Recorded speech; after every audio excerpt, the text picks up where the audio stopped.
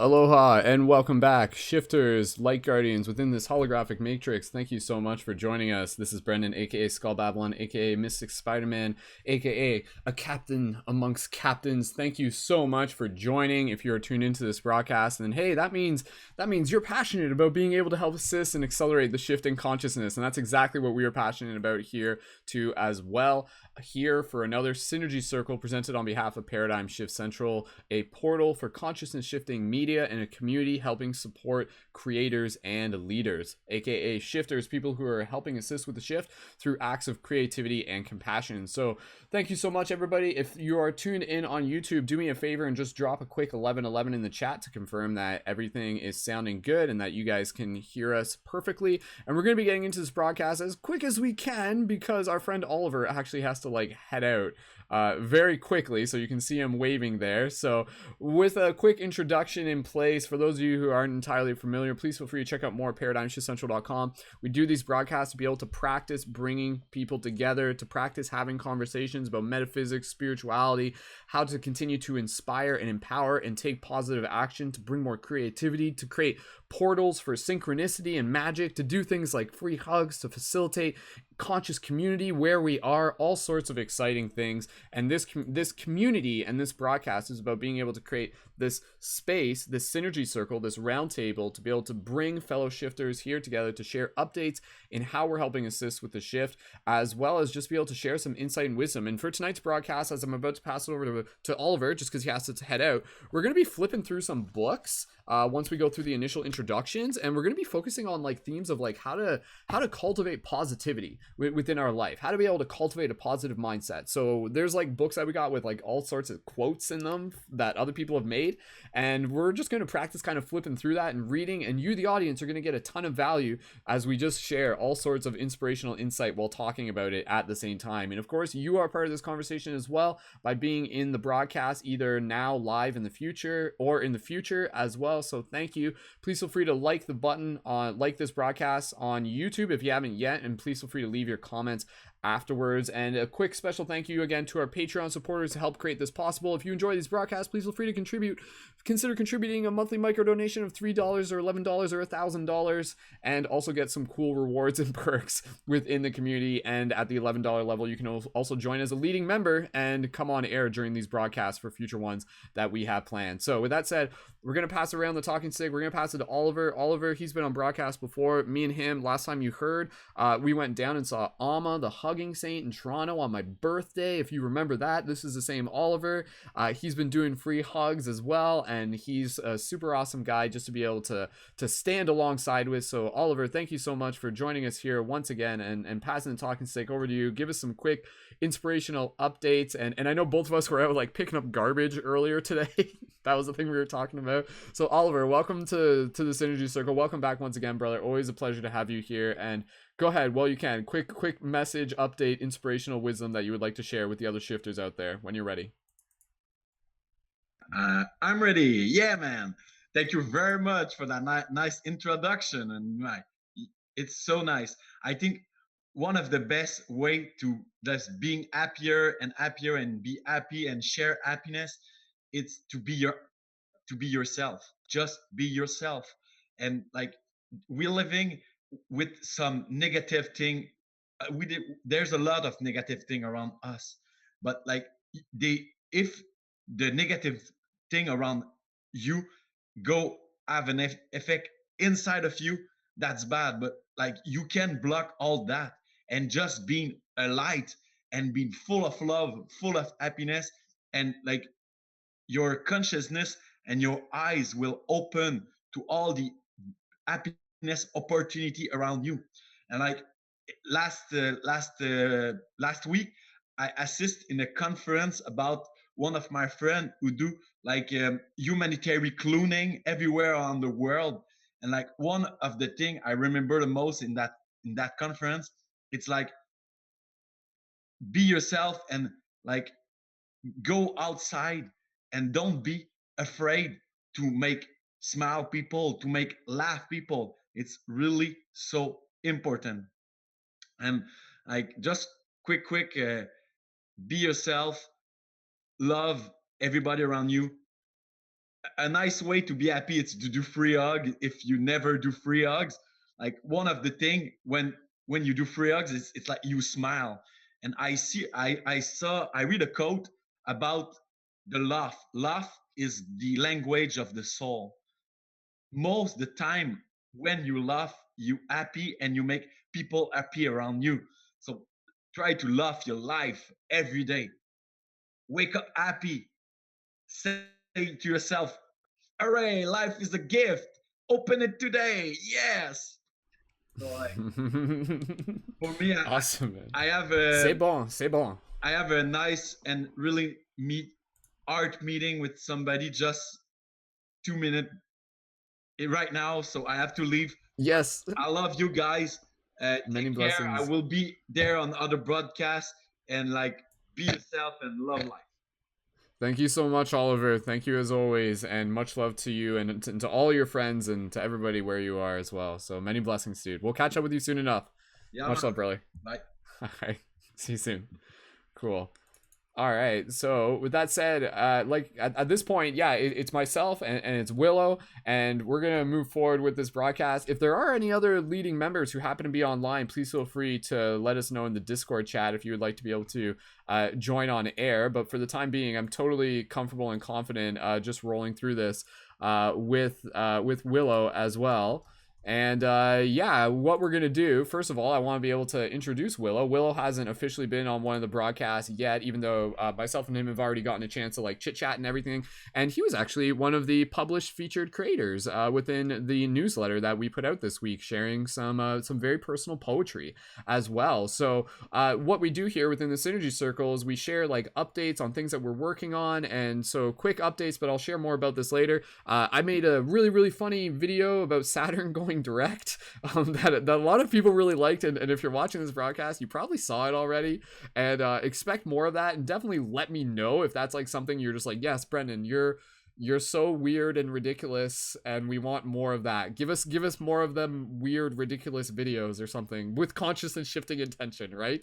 I've got like an unlimited supply of those, and again, that's with the theme of Saturn going direct. So just to be able to create the container here, again, the bigger container, the bigger concept, the bigger intention is to remind everyone tuning into this that we do these broadcasts so that it will help cultivate the fire of inspiration within each of us listening to this as a community, to be able to continue to inspire one another. And it's very powerful for us to be doing this right now, considering we're in this moment of Saturn direct, meaning that Saturn has previously moved from retrograde to direct. And I'll just summarize this real quick, and perhaps WIllo might actually have stuff to add on to this as well, because some people, it's worth mentioning, it's just like the cosmic forecast, and what does Saturn direct even mean? Like, please tell us, Brendon. I don't know that. And so if I was practicing explaining this to someone who doesn't know, even if someone didn't, if they weren't familiar with astrology,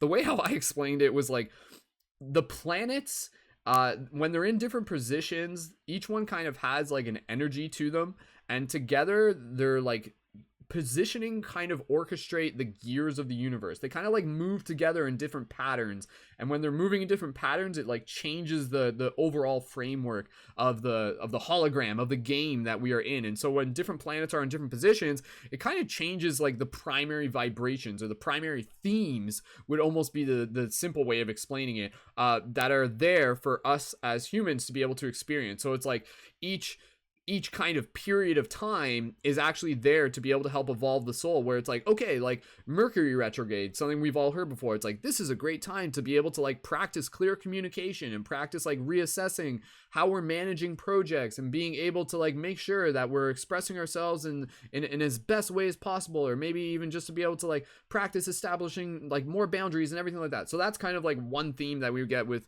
Mercury retrograde. With Saturn retrograde, the big theme of that is like is basically just like managing like projects and accomplishing things and bringing things to fruition, and like just like tending to the bigger picture. And it's a very inspirational energy. It's a very powerful energy, especially for light workers, light guardians, for people helping shift consciousness, because it means that there's like this like cosmic wave, and it's there for us to ride if we choose to ride it. And it's one of those things where it's like astrology is like, even if you don't believe in it, it will still be there. But when you know that it's happening, you can kind of like ride like this cosmic wave.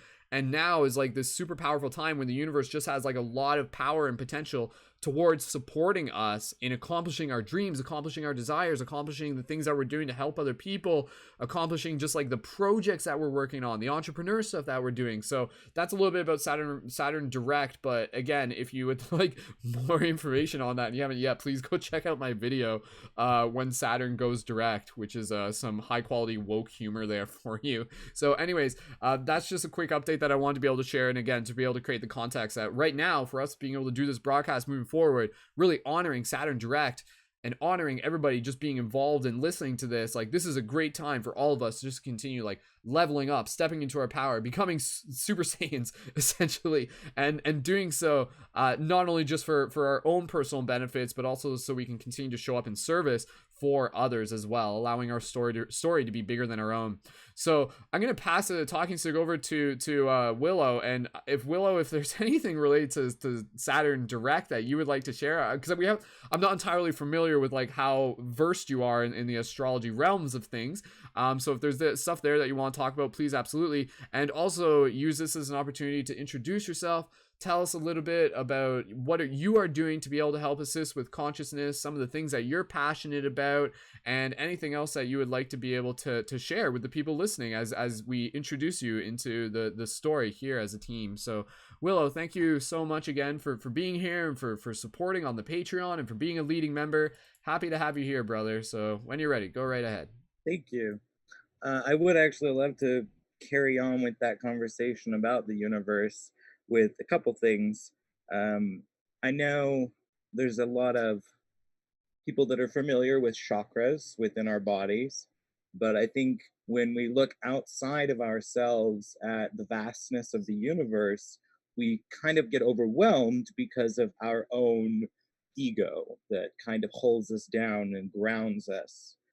But if we actually take a step back and look at the big picture, I see the universe working much like our own chakras. It's just the chakra of much more. And, and the energies that actually flow, like you were saying, those energies flow just like the top of the water. It's that 1 foot between the water and the air that gets the most action above an ocean. And that space is like the space that we exist in this dimension, that we feel, but we're told and conditioned by the world that you don't feel that, to kind of keep you docile. But I think the stronger the energies are, like during this time as we go through this process with Saturn, it becomes much more apparent if we listen and if we tune in to the actual sounds, not only within our body, but within nature itself. On that note, I actually had an amazing session today for sound healing. Over the past few years, I've had a lot of issues with my physical body kind of breaking down on me, as with all of us as we age. But with me, I've had a lot of off frequencies, and I've really needed to retune with the universe. And sound healing has really helped with that. I highly recommend it to anyone. One of the things that is done is they use sounding bowls, they're singing bowls, both brass as well as glass, and they are put on the actual body. And then the vibrations not only are felt through the entire body, but down to every single atom. And it really helps, at least with me, it really helped to realign with a higher thought pattern. And over the last 2 weeks since my first session, I actually had the strangest feeling of almost like the earth grabbing at my feet and constantly reminding me to stay grounded. And I think during times like this, when we're surrounded by darkness on a 24/7 basis, it's really important that we stay grounded to what makes us whole. Like Oliver even said, we have to be true to ourselves. And the world out there doesn't really want that.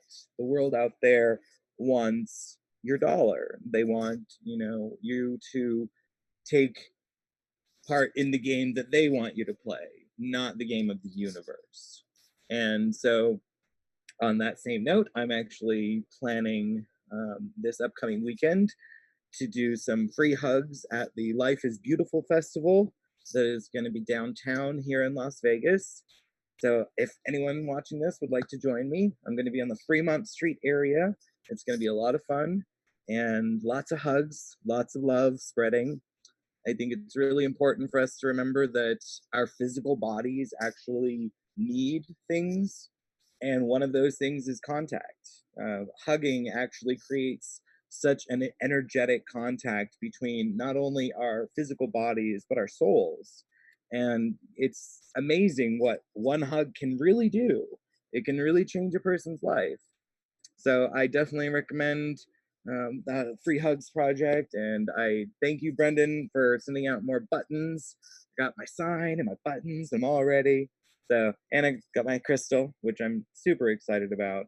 I can't tell you how much this has definitely helped with meditation and helped with um, like a fidgety thing, like fidget spinner. It's kind of funny, but I love it. It's handmade, and I can't tell you how many compliments I get about it and people that want to know more. So it's a great seed of life to really start that conversation. So I definitely think that's a high stakes up.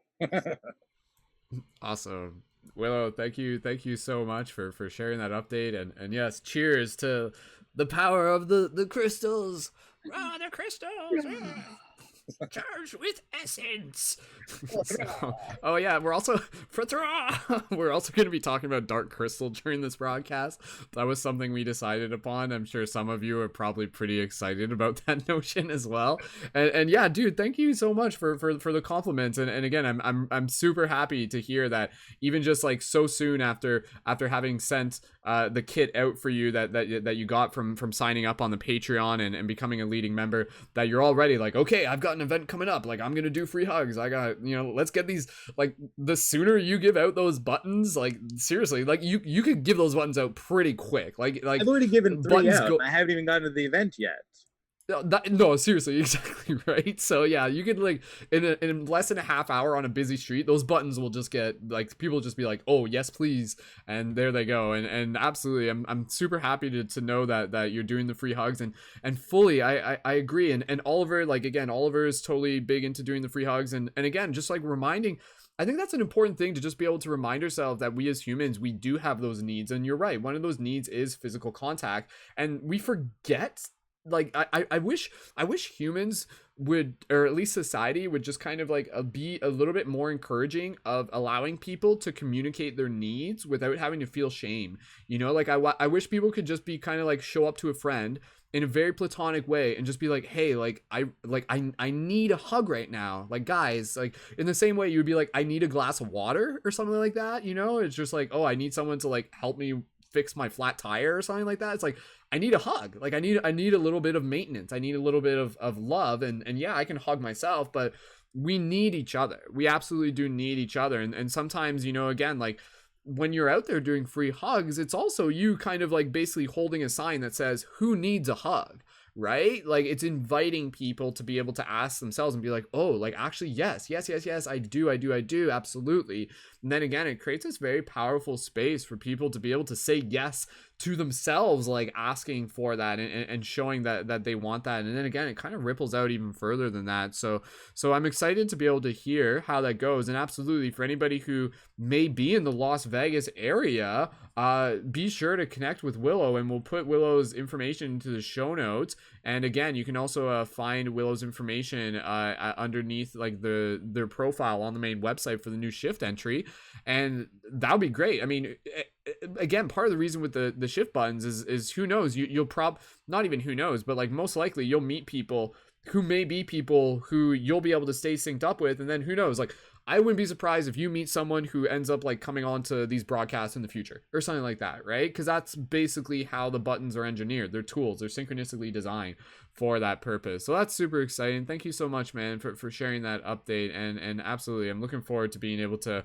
hear more about that as things unfold. So That's cool. That's cool. And when is that? That's this weekend? Yep, Is starts that tomorrow. Woo, and what's it called? It's a Life is beautiful, and it's a cool. music So festival. so is it like a festival in the city kind of? Yeah, it's in the downtown area where it's based, Okay, cool. and It's like a street this festival. is actually the 7th year they've done it, and the first time that I'm attending. It's interesting though because it's one of those festivals that brings people that have the burner mentality. However, because at such a high dollar figure, it's very inclusive, or no, very exclusive. So it kind of limits it to people who have the money. And so I'm going to actually stay on the outside in the Fremont Street Experience area, where the free area is for basically people that are coming and going. And there's a free concert venue there as well. So I'm trying to connect with people who are more connected with the earth and connected with a higher consciousness versus a higher dollar figure. Mm-hmm. Absolutely. I dig it. I dig it, man. No, that's really cool. Like I'm basically just envisioning you just kind of like walking around on a super hot, sweaty day and just getting like a million hugs. Well, thankfully, So I will tell you right now, it is no longer hot and sweaty here. what? Down to about 84 degrees, which is kind of nice. Okay. Comfortable then. That's good. Right. That's good. It'll make it less Perfect. sticky for hugging.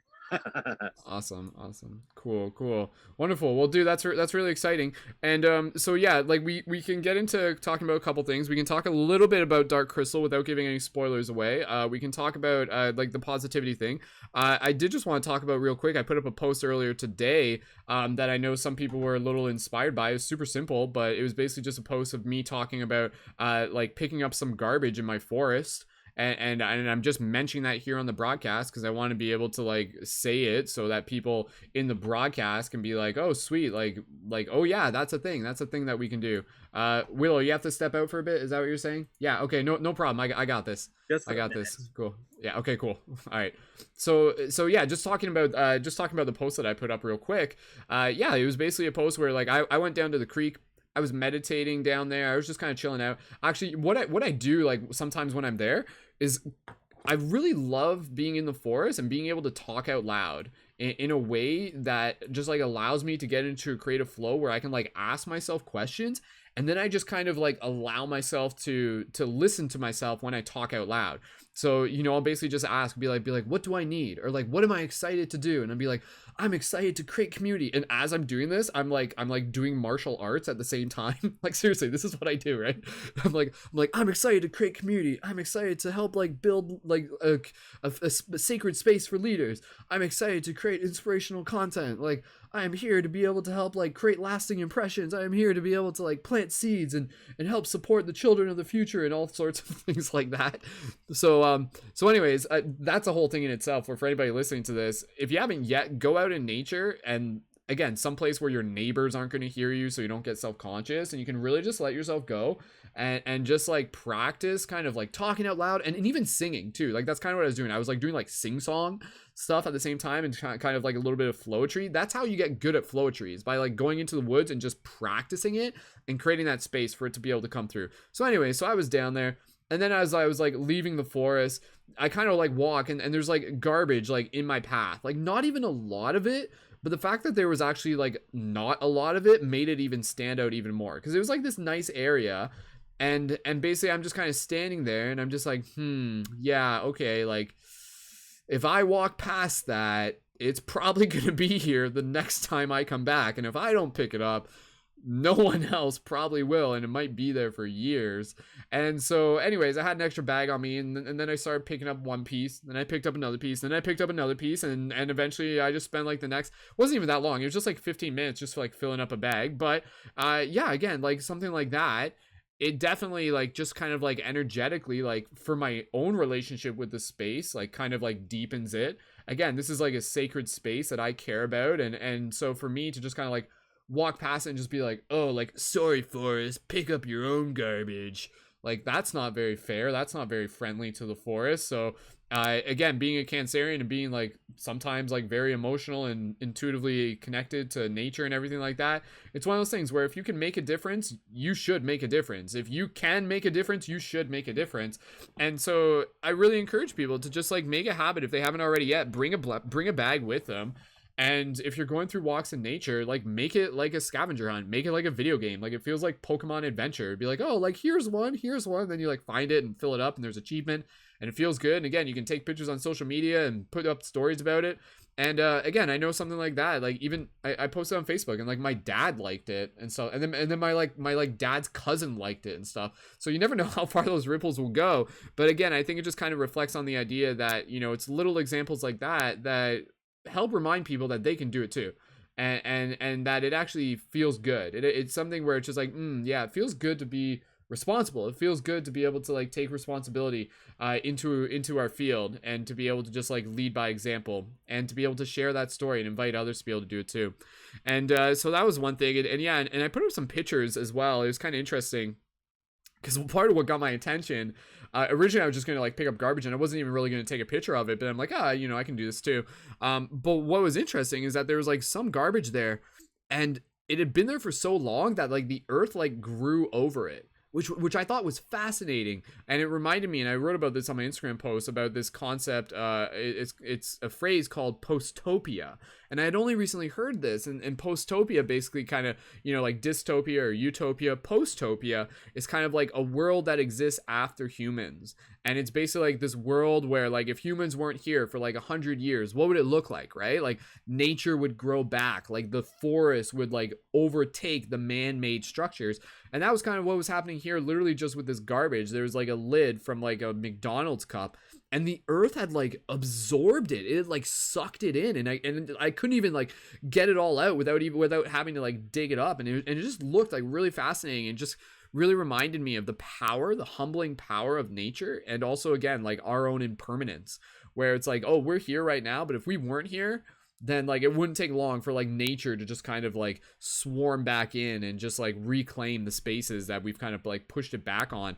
And there was like a lighter, and again I posted up because the pictures, like I just, from my artistic mind, I'm like, oh, this is really fascinating. It just looks really interesting, like to just see nature working in this way. And there was like a lighter, and yeah, and the lighter, it was like absorbed. It was like there was like moss growing over it and stuff like that. It was just really, really fascinating. And so that was just a little post that I put up. And again, that was a little post that I put up with the intention of just being able to help like assist with the shift in consciousness by just allowing people to be like, hey, this is something that I can do too. And so yeah, thank you again everybody who's been following me on my Instagram. I know Instagram, there's definitely been a lot of engagement, so I really appreciate it. Between the videos that I've been posting, like the when Saturn goes direct, like that's got like over 1,200 views on there. Some like the dark crystal meme that has like over like 800 likes. I know a lot of people resonate with that. So like I said, we'll talk a little bit more about the dark crystal in the next few minutes once WIllo gets back. But for everybody here, thank you so much for joining in. It's in terms of live people tuning in tonight, it's a bit of it's a smaller crowd, which is totally fine. But at the same time, I just want to acknowledge the fact that there's like hundreds of people listening to this in the future. So again, by you listening to this in the future, we pass on the intention for you to be able to continue carrying this inspiration with you, to continue carrying the shift with you as well. So thank you again, everyone, for being shifters and helping make a difference where you are. So yeah, I wanted to be able to pass it back to WIllo and just be able to check in before we switch gears into talking a little bit about Dark Crystal without getting into spoilers, and then flipping through my book about like positivity, and then we'll just probably riff it for another hour.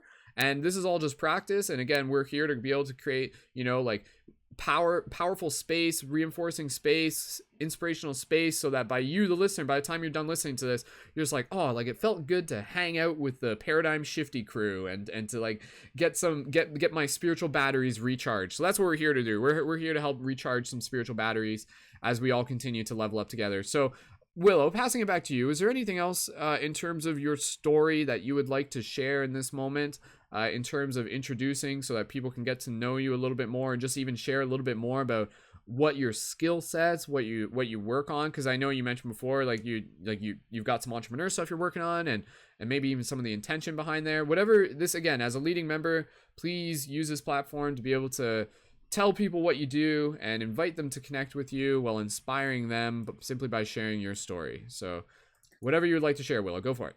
Thank you. So, a little bit about me. Um, I've had probably way more experiences in my 40 years of life than the average person does in 80 years. And I think, at least from the knowledge that I have been gifted with, I'm pretty sure this is definitely the hardest life that I've ever lived, and for a reason. And I'm thinking there's a lot more people that resonates with. The more knowledge that we have, the more experiences that we go through, the more we're connected to that higher consciousness. There's that. Um, I keep going back to that calling of nature, where it's that tune or a song of the universe that we basically all forgot. And when we do remember that tune, it starts to resonate in our minds and brings us a little bit closer to that higher state. And that's basically what brought me here. My first probably 7 years here in Las Vegas, I've been um, really torn between being a corporate person and being my own person. And after being a dancer at Disneyland and working in the theater industry and the entertainment industry, I am now happy to say that I can basically work for myself. And I do live a life of a disabled person because I can't properly walk the way I used to, but I still get around and I still keep going and try to stay positive every day. And that's something that I know really connects me with a lot of different people because pain is infinite. It really touches people on every different level, from gender to background to orientation, whatever, whoever you are or whatever you are, pain is a part of life. And for me, I have found a way to reinterpret pain into existence and realize that the wounds that we have can only be nothing more than wisdom, and use it going forward versus going backwards. And so for me right now, I'm actually working on a passion project, which is a small business slash who knows where it could go. But I'm starting a shoe company where I'm designing my own shoes and putting it out there specifically as the world's first LGBTQ shoe brand. And it's kind of interesting to me that no one has done this before, because there's a lot of money in the industry to actually promote change, and very few do. There's one company, the Tom's company, that I'm sure many people know, that actually gives back with every shoe purchase. And that's something that I actually wanted to incorporate into my company. So the way that I'm doing that is I'm actually working with different um, podiatrists and foot technicians and doctors all over the world to be able to offer free foot care with every purchased shoe, so that money will go back into the community to actually help people with the one thing that they use on a day-to-day basis that they always forget about, which is their feet. It really not only grounds us to the planet, but it keeps us going. And my biggest philosophy in life is keep moving forward. So for me, working with shoes and working with the community, it really seems to fit perfectly. Mind you, it's still a work in progress and it's still growing. So I do have a website up right now that's you can access through my Instagram and Facebook and all that stuff, but it's grimshoes.com, and feel free to check it out. Grim with two M's. And it's yeah, it's still growing, but it's just I don't know, it feels like it's a means to get by. It is definitely not my ultimate path, but it is definitely the path that I am on right now. And I think that, like a lot of other people, there's many options thrown out there by the world. Something that keeps echoing back in my mind is a commercial that I keep seeing on the television all the time, which is actually on YouTube as well. You might see it. And it's from Wix.com. And they specifically say, no one knows where great ideas come from. And they're trying to basically sell you a website to create your own ideas.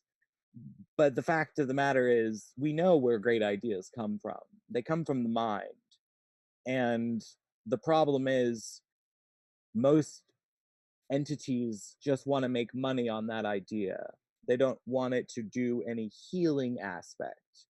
So I definitely encourage people that if you do have creativity within you, keep it going, keep putting it out there in the world, keep it positive, and it will pay off. Um, yeah.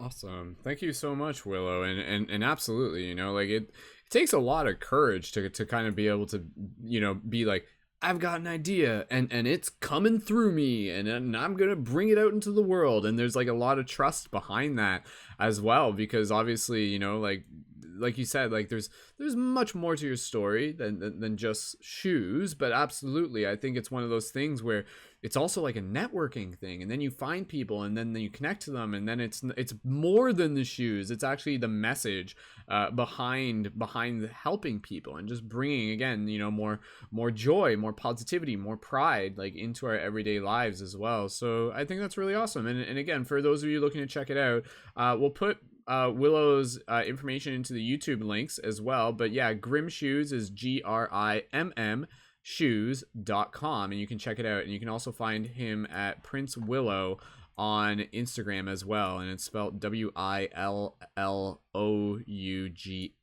Willow, that way. So yeah, no, that's awesome, man. And again, going back to you just like sharing a bit of your story, I appreciate you sharing that, because again, it's one of those things where, like, you're right, like it's one thing to be able to try and tell people like, oh, like, you know, just heal your pain, just heal your things and stuff like that, and to say it is one thing, but the best teachers and the best healers are those that have done the healing work themselves, you know, like otherwise, like, what else do they have to go on? It's like, oh, I know all about healing because I've read it in a book. Like, sure, that can help, but as a spirit, if a spirit's like, yo, I want to come here and I really want to help people, and then it's like, okay, that's what I want to do, and then there's like kind of like a fine print to that agreement if you sign up for it, and it's just like, oh, okay, in order for you to be able to help people heal, we're going to put you through a bunch of pain, and we're going to put you through a bunch of like uncomfortable circumstances. You're going to make it through, you're going to survive, you're going to like come out of it and become like this very like refined crystal and super strong and super vigilant and super perseverant. And also, like, again, kind of what you were saying, oftentimes it is people that have lost so much, that have gone through loss, that have gone through grief, that they themselves become the beacons of inspiration for others about being able to see the world in a positive way, you know. And I've seen that before with other people. Like, you would think, you know, the person who has everything they want would be happy, yet usually the person who has it like it easy is just like, oh, I feel really like unsatisfied, there's something missing, there's something in my soul that just hasn't been filled yet. And then you see people who have like minimal, but maybe they just have like, you know, their health, and maybe that was something they almost lost like at one point, and they're just like, wow, I am so grateful just to be able to like breathe today, and to just be able to like see the sun, and to be in this reality, and to just be able to like feel the air, and to feel like the actual like breath of my lungs filling up and everything like that. And again, so I really just acknowledge and honor, because I know you haven't gotten into too much detail about your personal story, and if that's, maybe that will be for like another broadcast, but absolutely, because well, for those of you who are interested, you can go and read Willow's poem. It actually, it goes into it there, and it's a very powerful way of being able to share it. But absolutely, again, I really just acknowledge and honor like what your soul has been through as a way to be able to help like assist others, and for each of us, for all of us here, to continue to be able to like bring more of that positive mindset into our everyday lives, especially when we're learning from the people that have like been through, you know, those, we all go through the dark nights of the soul. And I think that's kind of the thing, is that we all need to learn how to be adaptable, and we all need to be able to have, you know, that attitude of gratitude. As I say, like, your attitude determines your altitude is kind of the thing that I think really, really goes a long way. So again, you know, for everybody here, allow this moment in this broadcast just be an opportunity to just be able to like really connect with gratitude, and to really just be able to, you know, you can still cultivate a positive attitude without having to go through turmoil and loss and grief and pain and suffering and everything like that. Like, it's hard to say like what the universe has in, like, planned in some form or another. But absolutely, cultivating gratitude is something that I think is something that, what I want to get into within this broadcast, is something that is like a skill that can be taught. It's a practice that can be developed. It's like a muscle that can be flexed. So that's what we're going to get into in a little bit, after we talk probably about a little bit about the dark crystal eventually. But yeah, I did just want to pass it back over to you, WIllo, if there's anything else that you wanted to share, or just kind of, you know, like how your pain in itself has, you know, what it has taught you as a catalyst. If and we can kind of get into this conversation as we get into the other conversations, but if there's anything else you want to share in the moment, just go ahead and let us know. I do want to kind of go back to that topic that we spoke of earlier, which when Oliver was here too, which is happiness and that state of being. You know, we're very much told as peons in this world that happiness is from external things, when in reality it is a state of being within ourselves. And the choice of being happy is much more of a choice than we ever actually realize. And I don't think we truly experience happiness until we experience sorrow. You know, I know from my experiences in life, one thing that is always at the forefront of my mind is the thought that it's not worth having unless it's worth fighting for. And personally, I am a lover. I am not a fighter, but I have been a warrior and I know what it means to be a fighter. And in this darkness that we are facing in this world right now, we have to be warriors of light. We have to be guardians of kindness. We have to be teachers of compassion. And through all those things, we then receive appreciation for not just the gifts that we're giving out, but also the gifts that we receive back,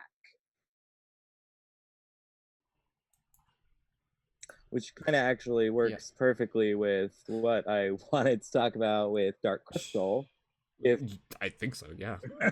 Yeah. No, no. That's what I'm saying. I'm like, I think this segues nicely into the Dark Crystal, because, well, did you want to start off? Otherwise, I was gonna sure. give like a little bit of a plot synopsis and just explain why we're talking about Dark Crystal in the first place. But Well, yes, I'll wait on my reading, but I definitely want to say that for anyone out there who's in my age group and remembers the original Dark Crystal movie, I would like to just point out something, which is it was one of Jim Henson's babies. But I think one thing that a lot of people missed with the first movie was how much heart was put into it. Each and every one of the characters, all of the everything, from the set to the puppets, were all handmade and hand operated. And this was before computer generated images. And the movie had such an impact on people's lives that it became a cult classic. And now we're 35 years later, and this new experience, thanks to Netflix, has come out. And I cannot tell you how worried I was in the beginning at it being totally botched. But it actually is completely not. It is amazing. So little CGI that there is still heart. every single one of the pieces of the entire show is handmade still, hand operated, and is just so full of heart and such a wonderful message. Now I think you go, Brandon. Awesome. Perfect. Sets me up perfectly. So yeah, so talking about Dark Crystal for a second, and some of you would have seen the post that I put up on Instagram earlier in the week. And basically, I'll read the post here. It says, this is the image for those of you who can see on the video feed, but it's like a picture of like the main characters kind of with their mouths open and stuff like that. Like I photoshopped that. And it says, when you realize the Dark Crystal series is actually a parable for the story happening on Earth right now and a call to action for our collective shift in consciousness. And so absolutely, like this, going back to what WIllo was saying, it needs to be recognized that Jim Henson, like the original creator of the original Dark Crystal and the creator of the Muppets, like he himself, like is a light worker. Like you can think of himself as a light worker, and he's like using art and creativity to like be able to put forth like inspirational messages, to be able to like help people see the world in different ways and to help them see themselves in different ways.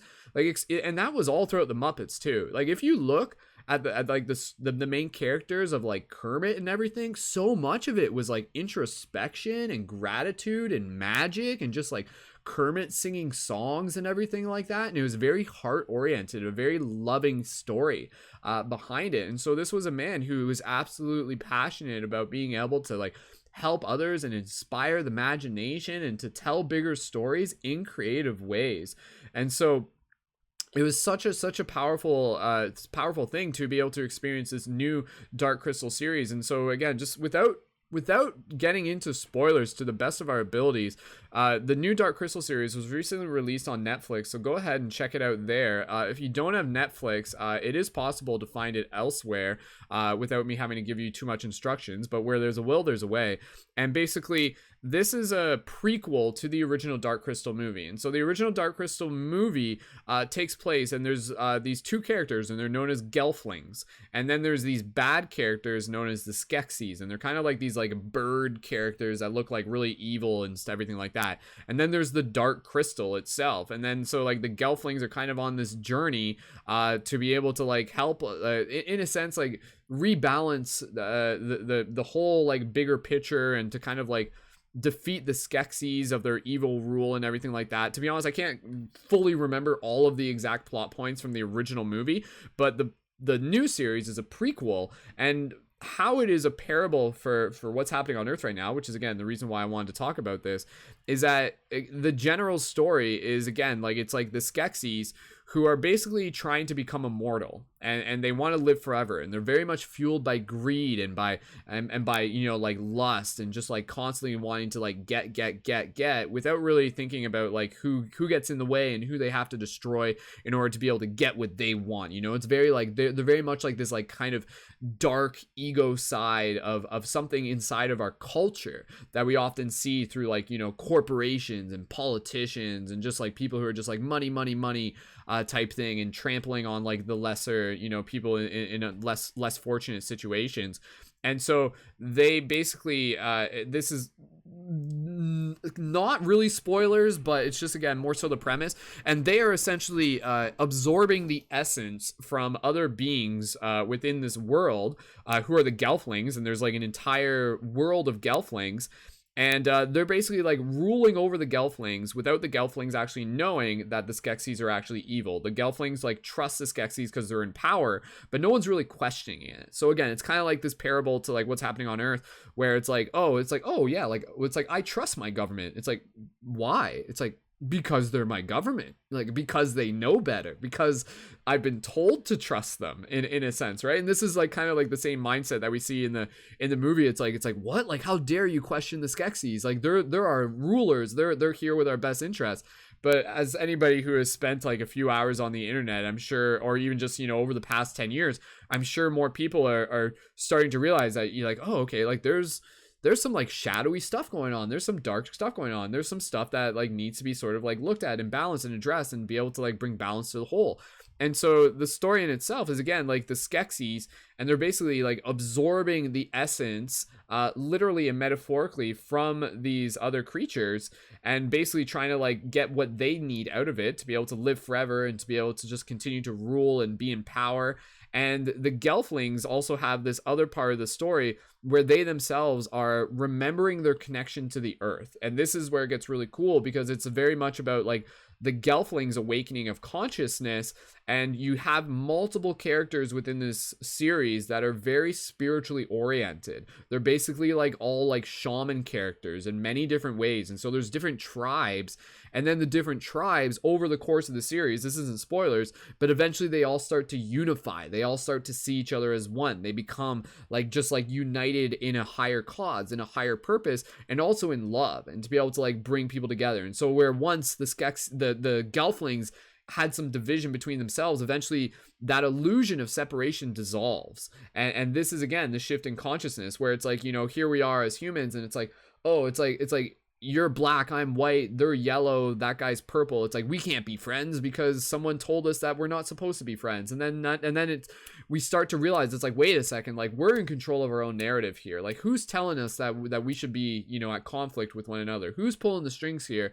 And then we sort of like, once again, we kind of like, once those strings are cut, we kind of become autonomous and we kind of become free. And we realize that so much of our power actually comes in acknowledging our unity, and also again being able to like find our unity and connection to the earth and to the spirit of the earth. And this is what in the series they refer to as Thra. Thra is the earth, and there's this other character who's like this elderly shaman woman. I forget her name right now, but yeah, like she's a very prominent character who's kind of like planting the seeds and assisting them on this journey of the Gelflings kind of rising to power. And there's this whole prophecy. And the other thing, I'll just say this very vague because I don't want to get into like specific spoilers, but there is like also this whole idea of like the Skeksis themselves being part of a bigger mythos, where it's basically like the yin and the yang like coming together as a higher thing. So like the Skeksis are like one side of a yin yang type thing. And then that in itself, which you see in the old Dark Crystal movie, you see this by the end of the Dark Crystal movie, so kind of spoilers, but not really. But it's about like the Skeksis, and again, I don't want to say too much, but it's kind of like this reemergence of kind of like ourselves into our higher selves, and us kind of like remembering who we are. So the Skeksis, they become like a metaphor for us kind of like being able to see through our own illusions, through our own stories of ego. May I interject as well? So yeah, Willow, go ahead, jump in and add on to that where you wish. I definitely want to point out that the entire world of the Dark Crystal was really created without the human touch, to try to take our minds outside of our present existence. And the way that everyone connects, the way it actually connects to the real world is quite mystical, because the creator, Brian Froud, is the actual artist who did all the drawings. And he has a pretty interesting story himself, but that's for another time. But one of the things that he used was the only human aspect, which is sacred geometry and ley lines. And he put that into every single character, every single tree, every single flower, in every detail, to bring it to life. So we can actually connect to it on a deeper level than just a superficial topical level. And I think what's really powerful in it also is, if we look back at our own human history, it's kind of like a wave where we have gone from a matriarchal society to a patriarchal society, which we're presently living in. But the Gelfling world of Thra is run under a matriarchal society. And it's interesting how they did that specifically to keep the flow of nature, the flow of what is innate in all of us, and that is mother. So the lead character, hero, if you will, of the entire Thra story is Mother Aughra. And she, from the original movie, she actually entrusts the Crystal of Truth with the Skeksis and was basically tricked into going away and exploring the universe instead of staying home and protecting Thra. And that to me connects really well with each and every one of us because we all know of Mother Nature. We all know of an energy to the planet, and yet we forget so easily by the outside world when we're told no, you can't achieve your goals, or we're told no, this is as much as you're going to get, when in reality, deep down, each and every one of us is completely unlimited. But that in itself is terrifying for any government, for any ruler, for any leader. Most power is consumed through using others.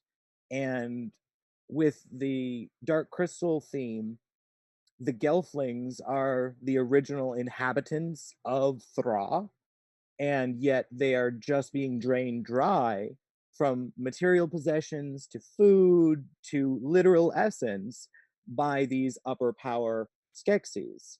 And I think that there's so much written in between the lines of this show that has really spoken to me and will speak to you too. And I really think that if you have an opportunity, it may be long, but you should definitely check it out. It's pretty powerful stuff. Mm-hmm. Absolutely, absolutely awesome, and thank you again for helping paint the bigger picture there, and again, you know, like when we look at the creative team behind this, there's an intention behind them making this series. It's not just like, oh, let's just make something that's going to make money and you know, like Netflix is going to pay for it and things like that, and we're all going to become famous and everything. Like, no, there's much more of a bigger story behind this Dark Crystal series coming back, especially at such a relevant time now. And again, it's basically serving as a parable. It's this is a very powerful idea that I've talked about in other videos I've made. Many of you have seen the conscious movie reviews that I do, and I'll talk about this idea that, you know, like, this is the universe doing what it can to help wake itself up. Like, the people who are making this movie are not separate from Source. This is Source making this movie, telling the story for us to be able to see it. And yeah, we're being entertained, but at the same time, there's like a very powerful message that's reaching our soul. And for people who are in this community and are already kind of like on their spiritual journey, like, we're seeing this and we're just like, oh my God, this is so obvious. Like, here it is, this movie, like, talking about, you know, like, awakening our divine intelligence and our divine connection with the earth, and then rising in that power and not being taken advantage of and having our essence drained. Yes, give us your essence. That's basically, me and my buddy, we were doing some pretty good Skeksy impersonations. Yes, we want to take your essence. That's like, well, that's real, man. That's like, that's not even just like one person in general, but that's like the natural shadow side of our own self that's there to actually like serve as the dirt on top of the seed to be able to create the strength in the ecosystem for us to be able to like grow through, to become stronger through, to call us into our power. You know, it's that you need a story. In order for the hero to rise, you need some sort of like antagonist. You need something to challenge. You need something that's going to call them to action. And that's kind of like, again, what in this story, like, that's what the Skeksis do. Like, they're taking advantage, and the problem becomes the solution at that point. And so again, like, for us to see the bigger picture, let's look at the picture in our world and just be like, where is the problem happening? And then to see that as a call to action, to be like, I'm going to do something about it. Be like, oh, what's that? Like, people are like burning the rainforest and like doing it for like really unjust reasons, or like, oh, what's that? There's like political corruption, or what's that? Like, our oceans are getting messed up. What's that? People are littering in my forest. What's that? Like, you know, there's not enough free hugs going around and everything like that. We need to be able to see those things and not to just like sit idly by, but to be able to see it as a call to action, to see it as something that's like bringing us into our hero archetype. So yeah, there is there's a couple other things, but go ahead, Will, just passing back to you. I know you've got something that you want to say. Go for it. Yeah, I think one of the key factors to the Dark Crystal saga is that as they drain more and more energy from Thra, they are actually spreading what's called the darkening. And the darkening is actually an energy in itself that consumes life energy. And I think that's really powerful for us in today's world because we're sold so many things that are told to us as, helpful or useful or healthy, even. But in reality, all of the consequences are not actually laid out. And we don't necessarily do enough research to actually see where our fruits are coming from or how badly we are impacting climate change. But there's so many negative things happening that it's almost overpowering, and it's almost in itself like a darkening that's spreading through every single one of us that we have to fight on a daily basis, and we have to continue to remind ourselves of the greater good and the higher power, because so many generations before us have lost hope because they didn't see changes. But I believe that the changes that they didn't see was because they were looking from a small perspective. When we actually open up and look from a larger perspective, there's a lot of changes happening, little at a time. And all of those little things, they all build up. It just takes time. And ultimately, that's all we've got is time. Mhm. Yeah.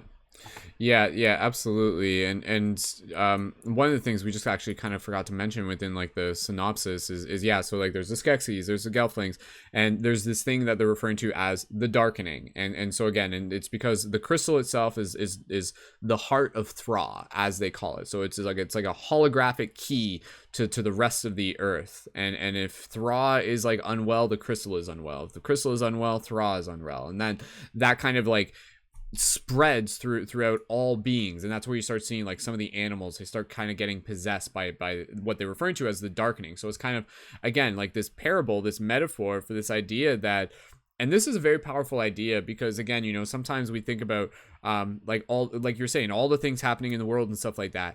Essentially all the things that are happening in the world right now that we recognize as being quote unquote like evil and dark and stuff like that, like it's actually like all the same thing. Like it's all actually like one thing. It's the one thing. And therefore what we are actually doing by helping like balance the darkening within our own beings is actually like helping the entire thing. So like that's I just remember that being like such a big paradigm shift where it's just like, man, like the same evil that was like in like Hitler and like the rise of Nazi Germany, just as a general example, is like still the same thing that is like is inside any of us that might just want to be like, oh, I just want to like punch that guy in the face and something like that, right? You'll just kind of like have this reaction that might just kind of like pop up in you. But again, we have to be like the heroes within our own being, within our own consciousness, to be able to observe that and then make a choice, essentially make a choice and be like, what path do I want? What do I want to, which way do I want to go with this? Do I want to just like continue feeding into this, or do I want to be able to say like, no, this doesn't feel right intuitively to my being, and I want to be able to like bring about harmony in that path? And so yeah, like this series is such a powerful series, and it really just kind of like helps awaken the hero inside each and every one of us. And it really is, again, kind of like this underdog story. We always like rooting for the underdog and the Gelflings coming together. And again, like Gelflings, aka Elflings, aka elves, aka the higher self, is kind of like the way I see it. When we think of elf, like the word elf, I always see it as like self, and then I think of it as like the higher self. So it's like our inner elf. So like we all have like the elf that we see within mythos and folklore. It's very much kind of like, again, that story that serves as a bridge to remind us of our intimate connection to the world around us, which is what the elves are all about. They're all about the magic, being like kind of like the magic between realms and the natural connection to the world around them. And so it's like, oh wait, that's actually still us. It's actually still us. So I definitely am planning, for those of you who are curious, I'm planning on doing a much more in-depth video essay review of the Dark Crystal series. I haven't fully started on it, but even just this conversation is like starting to like get ideas, and I appreciate WIllo just being able to chit chat with it. And for anybody else in the comments, let us know of what you saw within the Dark Crystal and maybe how it inspired you, and what parables, what, you know, how did you see it as a parallel for society. And again, you know, like the whole idea, and I remember seeing this like when the first Dark Crystal movie, when I watched it, and it wasn't when it originally came out, it was like way later, and I was like, whoa, like this story is like literally talking about draining life force from beings, like essence from being. And that is actually like a very, very real thing. And I just want to hit upon this real quick, and we'll just chit chat just for a couple minutes, and then we'll switch gears into our other topic here. But again, you know, like we as humans have to acknowledge like we need to be responsible for like claiming our vitality, cultivating our vitality, and paying attention to like things that are sucking it away, things that we're like giving it away. And again, like this vitality is like our attention. This vitality is our focus. This vitality is our physical well-being. This vitality, literally, one of the main things can also be thought of as like the cultivation of sexual energy as well. And this is where, like, if again, without it having to really be like too outside the box, but if you were to like think about this idea that, again, you know, it's not so much that the Skeksis are just trying to, like, yeah, the Skeksis are draining them for essence because it helps them become immortal. On the bigger picture, in today's relative society, they have created conditions that are draining people of their essence to keep them docile, to keep them asleep, to keep them controlled, to keep them as consumers, and to keep them from questioning, is kind of like the way how it's kind of more related in this sense. And so it's like, oh, if you want to be able to like prevent people from cultivating their willpower and starting to get curious and starting to think for themselves, what do you have to do? Keep their essence at like a baseline low. How do you do that? A, food is like one thing. B, like entertainment, usually like entertainment that's going to kind of be like mindless or reinforced, like self-destructive habits. And then C, you're talking about like pornography and habits and the sexual nature that we have of this society, where it is not educating people on the importance of like the sexual cultivation, which is like such an important topic that, again, like I have no problem just chit-chatting about it real quick just within this broadcast, but it's one of those things where I had to find out by the time I was like 20 something, and I'm like, why did no one teach me this? Like, how come, like, again, I had to read this in a book which is talking about the ancient like mystics from like Taoism and everything like that, and they're basically just saying that, you know, like the energy that we expel when we orgasm, the seminal fluid, the elixir of life, and the females have like their own version of that as well. Like the Taoists, they basically just kind of refer to this idea, like the ancients of like the East, they would basically refer to this idea that there's like a certain type of that energy. I think, if I'm not mistaken, it would have been referred to as Jing, but basically they say that like within every incarnation, when a person comes into this lifetime, they actually only have a limited amount of Jing. And Jing is actually like the life force essence that will deplete over time, but it's meant to last you your entire lifetime. And if you cultivate it, aka save it, aka not masturbate every day and just throw it away just because you've been conditioned into like valuing the pleasure over the long-term benefits of cultivating it, then you're actually like taking away your life force. And that's why so many people will be like 25 and they'll just like look haggard. And that's like what happens. Like when you have your vitality, like your face gets fuller, your cheeks get fuller, your skin changes, your field changes, your energy changes, your testosterone rises. You just have like this charisma, this willpower, this desire to like want to like make a difference and help the world. Again, this is from my own experience. And again, like when people who are just like constantly draining their own essence to again, like the media and all the things that are controlling it, it basically is literally like taking away their life force and that is like such a huge deal. So for everyone here, again, we just have to be aware of how we are continuing to share our life force, how we can continue to cultivate it. And yeah, there's like there's so many things out there to just like be aware of, and I really just encourage people to practice cultivating this and to practice using it for a higher purpose, so that you can show up as like a badass artist, as a leader in your community, as a person who's like living a healthy life and getting things done and like helping others and just like going out of their way and being a part of the bigger story. So yeah, the whole dark crystal thing of the idea of like essence draining, absolutely, that's like super super real and it's happening. And I encourage people to just kind of like if it's a conversation where you're comfortable, and maybe you have some guy friends or something like that, and just be like, hey, like like, have you ever heard about like the idea that like the ancient mystics like actually talk about this idea that sexual energy is like super super important and you shouldn't just be draining it? Because again, like, it was one of those things where even growing up it was just like, oh, okay, like I can, like, this could happen every night, I can just keep doing this, and no one tells you that. And then suddenly you get like to your mid 30s and you've like emptied your tank already, and then you're just like running off reserves for the rest of your life, and you can kind of like recultivate. But again, they talk about a very specific energy that doesn't actually recultivate it. It like actually is only like a limited amount. So keep that in mind, and start saving up right now. And then again, like, that doesn't mean you're like neglecting yourself any sort of pleasures or anything like that. It just means you have a much healthier relationship with how you are spending your essence, how you are sharing your essence. So just encouraging people to be more mindful. And again, the Dark Crystal series is a great series just to be able to really bring that onto screen in a very powerful way, to just be like, oh my God, like, this is actually happening. People are getting their essence drained out of them and they don't even realize it. And so we as community just need to be able to like have these conversations, and obviously it can go way beyond this. This is just kind of scratching the surface. But yeah, I just wanted to be able to share that with you because I care about the people listening to this. And I think all of us need to be able to, be aware of those little things. So for all the males out here, if that's somehow new to you, if somehow you haven't heard that, look into it more. Look up things by like Mantak Chia. Just look up like sexual cultivation if you're interested in things like that, males and females.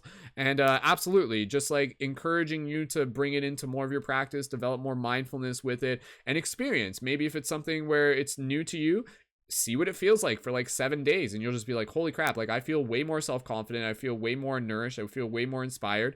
And yeah, and when you're in those places where you're much more like with your energy like fired up, then you're less likely to be, like, controlled and taken advantage of by culture and everything like that. So yeah, and then you start to like literally like awaken, you like break out of the matrix as well. So that fluid, that elixir, that essence is almost like spiritual. Like, yeah, I think of it as like a spiritual fluid. It's very much a spiritual fluid. And then the other part of it is that like that fluid also correlates to like dream practice, and that's where we've definitely talked about this before in dream class, where if you want to be able to like astral project and get into lucid dreams, part of the practices for that is like continuing to cultivate that, because that fluid, like, just to give you the anatomical perspective, literally begins at your base of your spine, your testes, runs up your spine, and literally goes up into your brain and like into your third eye. And so that's where like you can actually like draw that energy up and move it around and move it through your different organs and help heal your body and just help accelerate the natural abilities of your human being. So it's like that is like your fuel for your spiritual car. And if you're constantly just like spilling it everywhere like that, you're not getting the full experience of what it means to be a human as well. And again, and you're going to find yourself kind of like more susceptible to just like, doing things that aren't really in your best interest and things like that. So that's why we need to like rise up together and reclaim our own sovereignty and make sure that we're not getting our essence drained by the Skeksis. And yeah, and continue to kick ass together and let others know that there is a way. WIllo, any other thoughts on the Dark Crystal? We can wrap this up now and start moving over to the next topic. Go ahead. I would love to read a quick little thing. Ooh. Did you get the lyrics? Is that what this is? Yes. Oh, sweet. Okay, go for it. So there's an awesome 2-volume soundtrack to the Dark Crystal new show, but there's also another thing on Netflix about the making of called The Crystal Calls. And the very last song on the soundtrack for that specifically is a song called Come Together. And it's not the Come Together written by the Beatles. This is a completely new song, and it's written by Matthew Hussey. And I'm not going to sing it, I'm just going to read it because it's pretty powerful, and I'd love you to actually check it out yourself. But this is what it says. Hush now, don't you cry. Even wings forget to fly. Darkness creeps close to light. Did you know you used to soar? We can ignite the fires, take back all the hours. Just when you think you lost your essence, you come back with resistance. When you're on the out, I'll pull your light back in. Stop the fall that you're in and the storms you weather. This could be the end or the start of something new. It depends on who comes together. And the calm winds call, bring back the age of old. We got a whispering hold, take back what we sold.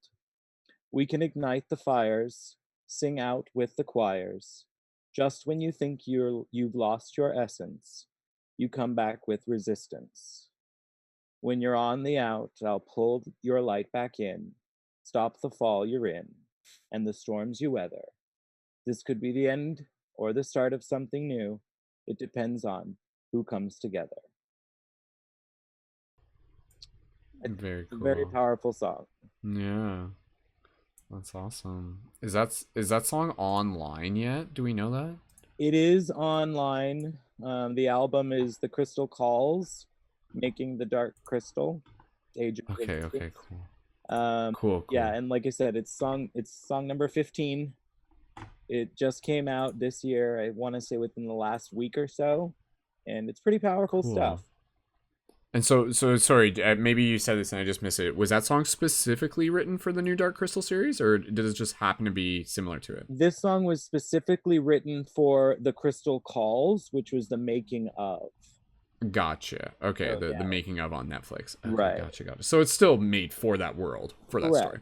It's just interesting to me because, on that same topic of what you were speaking of, multiple ways of distracting us, since the Nazis, we've been dealing with a change in our music from a frequency of nature, which is 432 hertz, to a very high frequency that is actually agitating to the brain, which is 440 hertz. And it's really interesting how most people don't know what the difference is between the two frequencies. But if you do just a little bit of research, there's a huge difference in the frequencies. And I find it very interesting how music nowadays is mainly all 440 hertz and is basically meant to dull the crowds. But when it comes to some stuff, you really have to hunt for it. But you can find what you're looking for if you hunt deeply. And I found it very interesting that this song was not on the actual soundtrack, but is so much more powerful than any of the actual songs on the soundtrack. Pretty ironic. Cool. Well, I'll definitely have to check that out. Yeah, because I haven't checked out the making of for the Dark Crystal yet. So I appreciate you bringing that to my attention. So my pleasure. That's cool, and for getting the lyrics for that too. I know you went out of your way for that, so I appreciate it. Cool. All right. So again, for everybody tuning into this, thank you so much. Really just wrapping up the conversation on the Dark Crystal. First of all, thank you to Jim Henson. And thank you to the entire team and the team, like his daughter's like working in the production as well. So it's very much like a continuation of the family, and a lot of the people who are working on the first one continue to work on this one as well. Yeah, WIllo? I don't know if anyone knows, but the movie The Labyrinth, the baby in the actual movie was Brian Froud's son.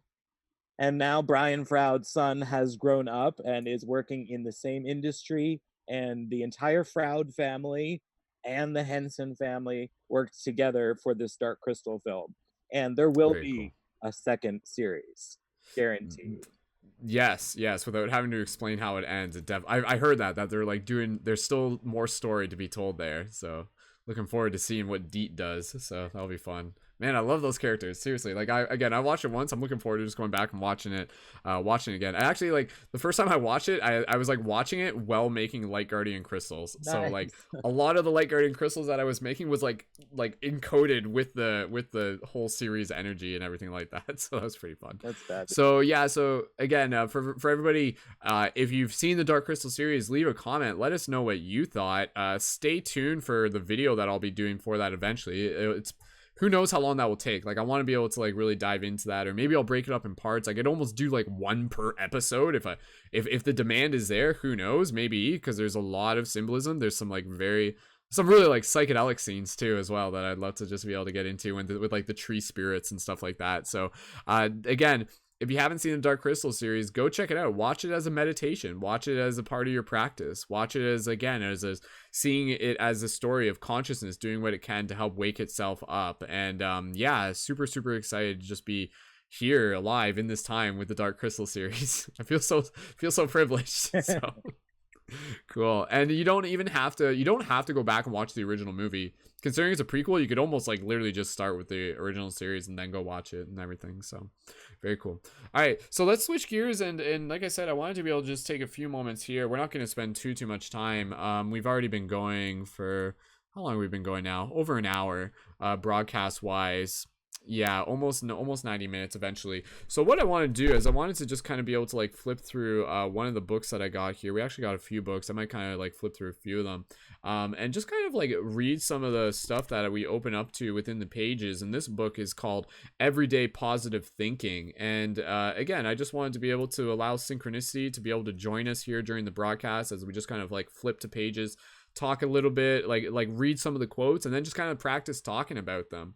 And me and WIllo will practice talking about them. And again, thank you so much everyone for being here. And yeah, if you're tuned into this and know that the invite for you to join on future broadcasts is always there, and you can learn more about becoming a leading member by checking out the info in the YouTube chat as well. And yeah, again, like it's always, like, we always try to be able to like orchestrate things, and there's a lot of people who wish they could be here and they're just busy right now. So shout out to all the other leading members who are watching this into the future, and to all the members of the community as well. Thank you so much. And yeah, this broadcast, it is what it is, and then next week, who knows, we might have like 10 people tuned in, or 10 people like in the hangout with us. We shall see. But either way, let's just use the time that we have now to be able to continue to make the most of this broadcast and provide some awesome value for you, the listener, and for us as a community. So I'm opening up this page right here, and the first one that we have is actually by Doreen Virtue. A lot of people would know her.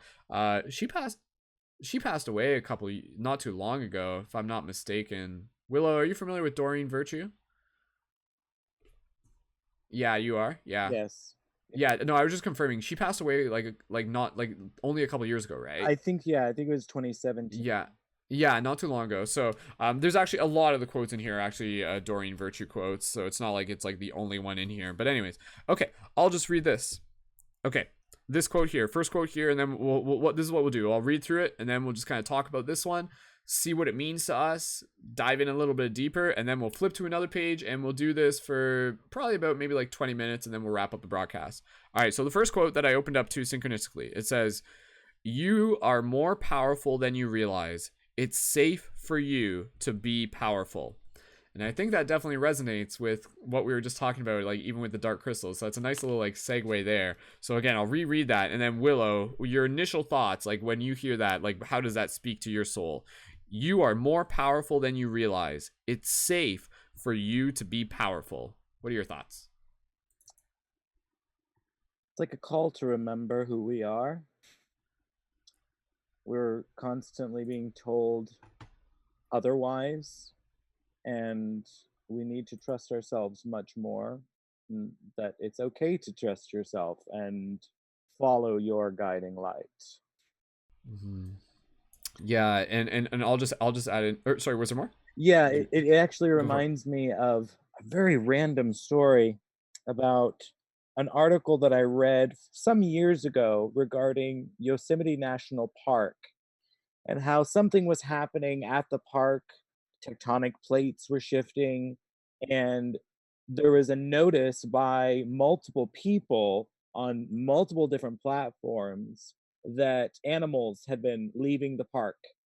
And then the actual park agency dropped a statement literally saying that we cannot listen to the intuitions of the animals just to make action. And that spoke to me. That spoke to me and told me that they do care more about the dollar. They care more about stealing you and your energy versus encouraging and cultivating you to be the true you. Right. Yeah. And again, I think like even in a story like that, it's like the person making that announcement probably was never encouraged to kind of like tap into that power within themselves too. So then it kind of like becomes like a generational thing where it's just kind of, yeah, like if a person doesn't even know like their own kind of like divine power, like their intuitive abilities and everything like that, it's like natural for them to just kind of like try and keep someone else in that same box. So I think and again, we're just going to kind of like focus really quickly on each one just so we can get through a few of them. So my quick thoughts when I hear that, again, the quote being, you are more powerful than you realize, it's safe for you to be powerful.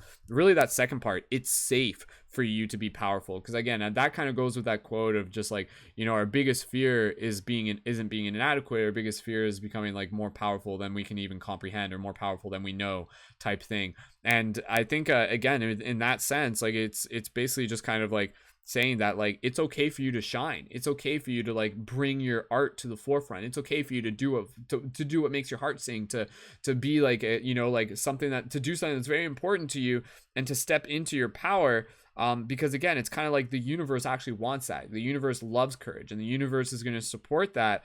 And also knowing that it's like much important, it's much more, it's much bigger than just you. It's very important, and it's for you to be able to give permission to for other people to step into their own power, to their own creative ability, to be like, you know, like a Jedi dancing on the streets, like some crazy person, aka me. and, yeah, and so again, I think like even that idea of thinking it's safe for you to be powerful, I think that just reinforces the value of community, and how can we as community continue to create a supportive, inspiring, and safe space where we can remind people and just be like, yeah, like we're here to be able to like practice shining together. And absolutely, the idea that you are more powerful than you realize, that goes a long way, especially when we just kind of again even start thinking about like the latent abilities that we are starting to tap into. I like this idea that as humans, we've kind of gone through this evolutionary process where, you know, it's like we look at things in this linear scale, and then with humans it's like, oh, we've stopped evolving, and it's like, or have we? And the evolution of what we're evolving into, I like the term homo luminous, and it's basically this idea of kind of like bringing in the awareness of like our multidimensional capabilities. And also like a lot of it is like the intuitive faculties, the multidimensional faculties, such as like our imagination, such as our intuition, such as again like our heart, our inspiration, our gut feeling. And this is like a big thing, I'll just say this real quick, because I talk about it a lot in the broadcast I've done before with the Waking Up with Wolf broadcast, where I basically kind of like plant the seed, show this picture of our chakras are basically like these energy points that receive information from beyond the future, and basically and the past, so beyond the present moment. And so basically we have this natural ability that's very, very powerful, where we can actually receive information from beyond the future, and it helps us navigate the present with more grace and with more ease. And so that shows up within us in our ability to be able to listen to our intuition when that feeling comes to us, and it's like, ooh, like I should follow this is really something that like calls to my heart, and it's really exciting. And then you do it, and then you like network, and then you like synchronistically meet someone. Or again, it might be something where it's like, oh, like maybe I should go left instead of right, and then you like avoid some sort of like piano falling off a roof or something crazy like that, right? And then at the same time, it can also be like the inspiration, the imagination coming through, opening up into again like being a conduit for these higher conscious ideas, and understanding like that's what we are. We're like a bridge for higher conscious ideas. So absolutely, we literally are more powerful than we realize. And I think if honestly, I think in some ways it's probably we are more powerful than we even can realize, which kind of like reminds me of that other quote of like, reality is not stranger than you suppose, it's stranger than you can suppose. So it's like what we perceive ourselves as is even just like within a small lens of what we actually are. If we could really see what we are, we would be blown away. Because again, like essentially we're like literally eternal beings playing human, playing small, and we're intentionally playing small so that we've forgotten who we are, so we can go through this journey of like remembering and awakening. So that's very powerful. And again, a lot of people like talk about that, where it's like at death they kind of like awaken into like this like bigger version of themselves. So yeah, we are more powerful than we realize, and it's safe. It is safe for you to be powerful, for you to shine your light, for us to be permissionaries for each other to be able to shine our light. Okay, I'm gonna flip to another page here. So what do we got? All right. Okay. Julie Morgenstern. Improve your quality of life. Give yourself access to the things you use and love by getting rid of the stuff you don't. I'm going to reread that. Improve your quality of life. Give yourself access to the things you use and love by getting rid of the stuff you don't. So, WIllo, I'll let you respond to that real quick. First thing that comes to mind on that. If you need me to reread it at all, let me know. First thing that comes to my mind is materialism and consumerism and being fed knowledge that is untrue. I think we have to really tap into ourselves and realize what it is on the outside that can actually help the inside versus harming. Yeah, and again, it's interesting because like the quote in here, it literally says like getting rid of stuff. Stuff often we think of as material, but absolutely stuff can be like thought programs, it can be limiting beliefs, it can be relationships, it can be, you know, like environments that we are in. It can be habits as well. So again, I think that's a very, without having to go like, we don't have to talk too much on this one, we'll hit upon some other ones, but again, I see this one as just being a simple reminder that in order for us to be able to like make room for the new energy, we have to like clear out the stagnant energy. We have to remove the things that are interrupting the flow, that are creating the blockages and things like that. You know, we have to clean our metaphysical room. We have to purify ourselves. And that's kind of the thing, is that even when we clean ourselves metaphorically, it can also be done from a space of gratitude, where it's just like, oh, like that version of myself, like it served its purpose. It got me to where I am now, but it's like now that part of me has to die. And not die in like this like super sad way, but like in a way where it's like, there's another quote I saw today. It's like the only way to truly live, to be alive in this lifetime right now, is to die before you die. And that basically again kind of means to like kind of like kill the parts of yourself to go through this process of awakening. And it's interesting that the word awakening literally is the word wake, and awake is like what you do following death. So again, like the process of awakening literally is referring to the process of something dying, something coming to an end, and that end might be like the disillusionment, you know, like or the illusion that we're in, the spell that we're under, the sleepwalking that we're kind of going through. So, you know, there kind of might be the thing where you're just kind of living your life and things aren't really great, but you're just kind of going along with it anyways. And then someday like it just kind of snaps and you're just like, oh, shift. Like I need to like get rid of that toxic relationship that I'm in, or I need to be able to like stop hanging out with those people who aren't supporting my highest good, or I need to like put down the cigarette, or I need to like do something else that's just clearly kind of like preventing me from opening myself up into new opportunities. So again, improve your quality of life, which should be a constant thing that we are always seeking to do in multiple avenues. Give yourself access to the things you use and love by getting rid of the stuff you don't. So clear your space to be able to be open to receive more of what you love. And yeah, and I think that's definitely a very, very simple but powerful idea. WIllo, any other thoughts on that one real quick? No, I think that's definitely right on the money. I keep seeing that same comment that you just said about stuff being other things than just material. And I think anyone trying to move forward into a higher state of enlightenment has to mourn the loss of the old mentality and accept that that has ended in order to actually move forward to a new mentality. Absolutely. Yep.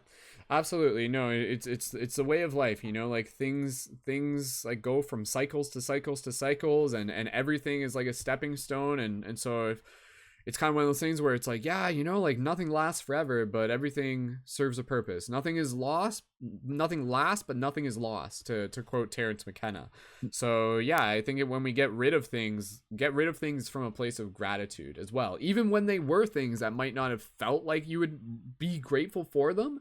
Like, just be grateful for the lessons that they help teach you. So again, it's like, oh, that toxic relationship, like you're not grateful for the toxic relationship, but you're grateful that the circumstances like taught you more about creating healthy boundaries and stepping into your own perseverance and your own resiliency from that angle.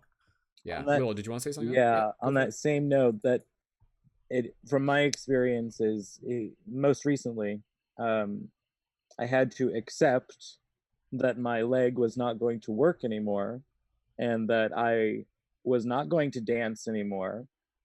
And that was a very big mourning phase for me where I very much felt extremely depressed because that was how I expressed myself. That was who I am. And now that I've actually accepted that that path in life has come to an end, I can take those experiences and use them in a new path. And I could only do that by letting go of the mourning stage of what I could no longer do. And for each person, it's different. Sometimes it can take a day, sometimes it could take a year. You never know. But I think for each of us, the only way we can move on and actually let go of that stuff is internally. Absolutely. Yeah. And that's where, again, you know, kind of get into a little bit of the conversation about like, you know, transmutation, and absolutely just kind of like being able to transform what was once something that we might have seen as a shadow, but to be able to like turn it into something quite beautiful in its own way. So yeah, just reading a little bit of the comments in the chat. Stephanie on Facebook is saying like conquering the dark night to come to full light of spirit in the physical. So absolutely, we as souls, like we literally come here to be able to like be, you know, again, transmuters of energy, to be able to transform like shadow to light, and yeah, and to be able to help like bring back balance by creating balance within ourselves. Okay, I'm gonna flip over to another page. Okay, what do we got? All right. Intimacy means, this is by Marianne Williamson. Intimacy means that we're safe enough to reveal the truth about ourselves in all its creative chaos. If a space is created in which two people are totally free to reveal their walls, then those walls in time will come down. I'll reread it. Intimacy means that we're safe enough to reveal the truth about ourselves in all its creative chaos. If a space is created in which two people are totally free to reveal their walls, then those walls in time will come down. All right. Willow, if you want to jump on that one first, let me know. Well, as a Gemini, I've just got to say that definitely resonates with me. I definitely have some walls up against myself sometimes, but I think that the intimacy factor really has a lot to do with it because I think we deep down forget what true intimacy is. We see it very superficially, and we may have to be reminded multiple times of what that is. But the more, kind of like even with communicating here, the more we do it, the better we get at it, and the easier it becomes to actually let go of those walls that may be holding us back or holding us in. Yeah. Yeah, no, this kind of goes back to the other quote that we had about being able to be like safe and showing your power. But yeah, no, I think, again, I'll just reread it. Intimacy means that we're safe enough to reveal the truth about ourselves in all its creative chaos. I love that. Creative chaos. Like that's just kind of like acknowledging the fact that it's like, oh, what? Like you're human? Oh yeah, that means that you've probably got like a little bit of like messiness to you. But that's okay. Like that's actually like okay. And again, to be able to like admit that, acknowledge about it, talk about it, get it off your chest, and to do it without having to feel shame as well, you know? If a space is created in which two people are totally free to reveal their walls, then those walls in time will come down. So yeah, again, you know, I think the intimacy that we're talking about here by no means is it just like sexual intimacy. I think intimacy is like, again, when you're really just in that place of presence with someone, and you're very just like there, like you're just listening, you're listening to their story, you're just like open to their heart expressing its truth, and you're there like kind of like seeing their soul from that namaste perspective. That's a very intimate experience. And I think we need to, as society, or even just, you know, as friends and community, kind of like be open to creating more of like that intimate connection, the true spirit connection, as Stephanie is saying in the chat. I think that's a good way of putting it, true spirit connection. You're right, like when we kind of like take away the layers, spirit, when it communicates to itself, is very intimate. There's like nothing really hidden, which again is sometimes a little bit of a scary thing, but it can also be a very liberating and a very you know, healing and a very empowering thing. So how can we, as you know, like people in community and friends and family and lovers with each other, show up for the other person we're with, our partners, our friends, or whoever, and just be able to like help them feel safe enough to be able to like express themselves on this intimate level, and in turn allow that to actually be a part of their own growth as well as their own healing as well. Because I mean, we don't want to live our life with our walls always up. Not to say the walls don't have purpose, you know, boundaries are a healthy thing, and everyone has the right to kind of like, you know, like share certain things with who they want and everything. But there's definitely parts of our soul that would love to be able to just share something and to just like be loved in return. And I think that's such a powerful idea for, again, for us as community to just be able to reflect on the power of simply allowing someone to be heard, allowing someone to share their story, allowing someone to share their passions as well, you know? So intimacy means that we're safe enough to reveal the truth about ourselves in all its creative chaos. If a space is created in which two people are totally free to reveal their walls, then those walls in time will come down. And again, you know, like I think that's when you really get this kind of model for what a healthy relationship can look like between two people who really love each other, is that when those two people, when the relationship is very liberating, when, you know, it's like when you can be around that person and you can be that best friend with them, where you can be weird, you can be goofy, you can like make jokes and things like that, and it's accepted and it's loved and it's seen.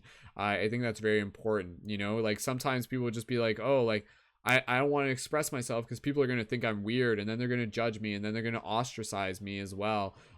So again, I think it's very powerful for us to be able to like create space to honor the weird inside of each other, and in a sense also to be able to celebrate it as well as a unique creative spark and expression of their soul. So cool. I think we forget as people that we too are made up of energies, and that when we actually communicate back and forth, even if it is one-on-one or in a group setting, that that energy then flows only if the listening is happening, only if the connection is there.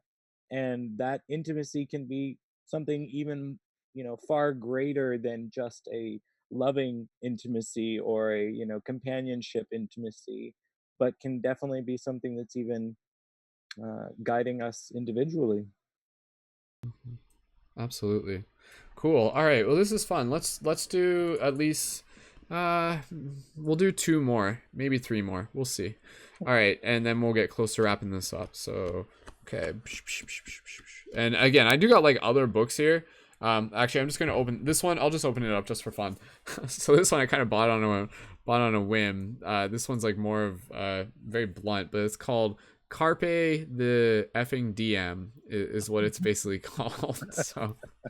So seize the freaking day. So Okay, so here's another one that I just opened to real quick. It says, "Life isn't about finding yourself. Life is about creating yourself."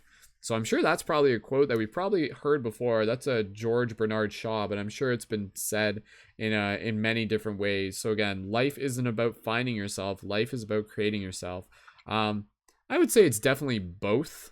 I understand what they're saying there, because usually, like, sometimes people will just say it's like, oh, it is just about finding yourself, whereas this is about, no, it's more so about creating yourself.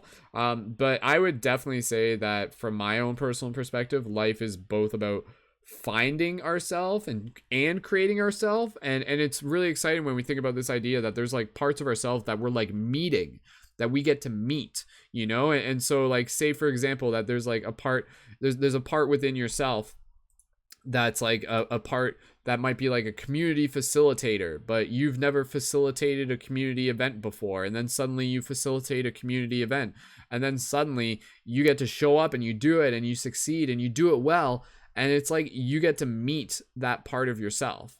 It's like that was a part of who you were that you hadn't seen yet until you kind of like went out of your way to create the circumstance to be able to like bring that self into your story. So yeah, so I like that idea of like being able to like meet ourselves as well as create ourselves as well as finding ourselves. So either way, it's definitely a journey. Okay, I'm just gonna flip here. I'm not gonna spend too much time on one thing or another. Okay. Oh wow, this is powerful. Look at everything as though you were seeing it for the first or last time. Ooh, that's interesting. So just kind of like reflect on that. I know that's a very powerful practice, to be able to, people talk about this, to be able to like practice seeing through the eyes of a child, to practice like that's actually a meditation where you would go, you just like pretend whatever you're seeing right now that you're seeing it for the first time. So if you were seeing it for the first time, like imagine you're just like looking at your hand for the first time and you're just like in awe of it. You're just like so curious, you're so intrigued, and you're just like, wow, like there's these like spirals on my fingertip, there's these little lines, they look like little tree branches. Like, oh my god, if I look close enough I can like see like all of these little tiny, just like oh my goodness, I don't even know what the words are for these, but there's just like so much magic literally just within my hand. And maybe there's a story to it, maybe all these lines of like say something about me, and there's like scars on my hand that say something about my past as well. And it's like, oh my god. And then you go and you look at a tree, and again, just like that idea of the quote here, is again, look at everything as though you were seeing it for the first or last time. And that, again, like that idea, look at everything as if you were seeing it for the first and last time. So if you were seeing it for the first time, you would be like, wow, this is amazing, this is so magical, this is so like magnificent. However, quite the juxtaposition to if you were seeing it for the last time. And imagine next time you go through the woods, imagine, like, as a meditative practice, imagine that somehow you knew that this was like the last time that you were going to be physically here in this incarnation or something like that. How would you see those things differently? How would you just like look at the trees and just be like, wow, I'm just going to take this in, I'm just gonna like really absorb this, I'm just gonna really appreciate it. And I was actually thinking about creating a post today, in a similar nature, where it was basically just gonna say like, look around you, everything that you see around you right now eventually will change, eventually won't be there. And so we kind of go through these everyday experiences where it's just like, oh, like our friends are there, our loved ones are there, experiences are there, physical things are there. And then again, don't let it get to the point where you take it for granted and then suddenly it's not there and you're just like, oh my god. So that idea of look at everything as though you were seeing it for the first time and the last time is such a powerful way to, again, evoke both awe and wonder, but also to evoke deep gratitude and reverence and appreciation for the experience. So I think that's such a powerful quote. I might end up making that into like a meme as well, for Instagram. WIllo, what are your thoughts on that quote? It's interesting that you read that quote because I read that quote 2 days ago, and it happened to be at the same time as a Facebook memory came across my timeline. And it was from about 5 years ago or so. And it was the last time that I actually took a long stroll on the beach. And I remember that day like it was yesterday. And at the time that I took that stroll, I didn't know that it would be my last time ever walking on the beach. But to look back upon that, I now have such more appreciation for that event because of that quote. The fact that I didn't know it at the time, but it would be the last time I would ever be in that scenario. And I think for all of us, we never truly know what we have lost until it's gone. And sometimes by that point it's too longer it's no longer appreciated the same. So if we really do take that extra time and really appreciate from the littlest of things to the sidewalk that we're walking on and how many people it took to actually create that sidewalk. You know, the littlest of things to the biggest of things. It makes a really huge difference. Absolutely. Yeah, no, I think that's just a great regular everyday practice to just kind of like practice being much more present with all the things around us, both the things and the people and the pets and everything. And again, you know, like I was thinking about that today, like not even just like in a sad way, but you know, I was just like downstairs like petting my dog, and I'm just like, like, you know, like he's probably got like, I don't know how long, like, but no, like definitely like less than 5 years, and 5 years would be a stretch, like maybe 3 years, maybe 2 years, maybe 1 year. I don't know. Like that's the thing. Like sometimes like something could happen, and I know people have had experienced that a lot, where you know like something could suddenly happen with a pet and suddenly they're gone in like a day or something like that, right? So it's just like every day, without trying to focus on it through like the lens of sadness, but just like the lens of being able to like express your love, and just to be able to be grateful, and just for being here in this human experience, to be incarnated on this plane at this time, and to really just be able to absorb and appreciate the gifts that we have, that are just by their very nature transient. You know, it's this idea of anicca. Anicca means like, yeah, like that which does not last. Like it's the transient nature of this reality, the anicca existence. So very powerful. Okay, let's I'm gonna open up another one from this book. This book I like. So and then we'll just do like one or two more, and then we're gonna wrap this up here. So let's see what we got. Oh, okay, yeah. So this one's kind of similar, but that's all right. It says, "There are always flowers for those who want to see them." So I'll let WIllo just kind of interpret that one. As literal as it is, it's also very metaphorical. There are always flowers for those who want to see them. What do you think, WIllo? I think it reminds me of the very first magic shop that I ever went into, where the lady working in the store said, "Mind the fairies." And I was very confused. And she said, "The fairies will show themselves if you want to see them." And she went on to explain how magic existed all around us, and the average person doesn't see it because they have to want to see it. And that quote really makes me remember that, especially because that's like every single aspect of our life. You know, the beauty is there if we want to see it. If we only want to see the negative, then we'll see only the negative because we have that power. But ultimately, if we see the positive, that's what's going to move our hearts. Hmm. Mm-hmm.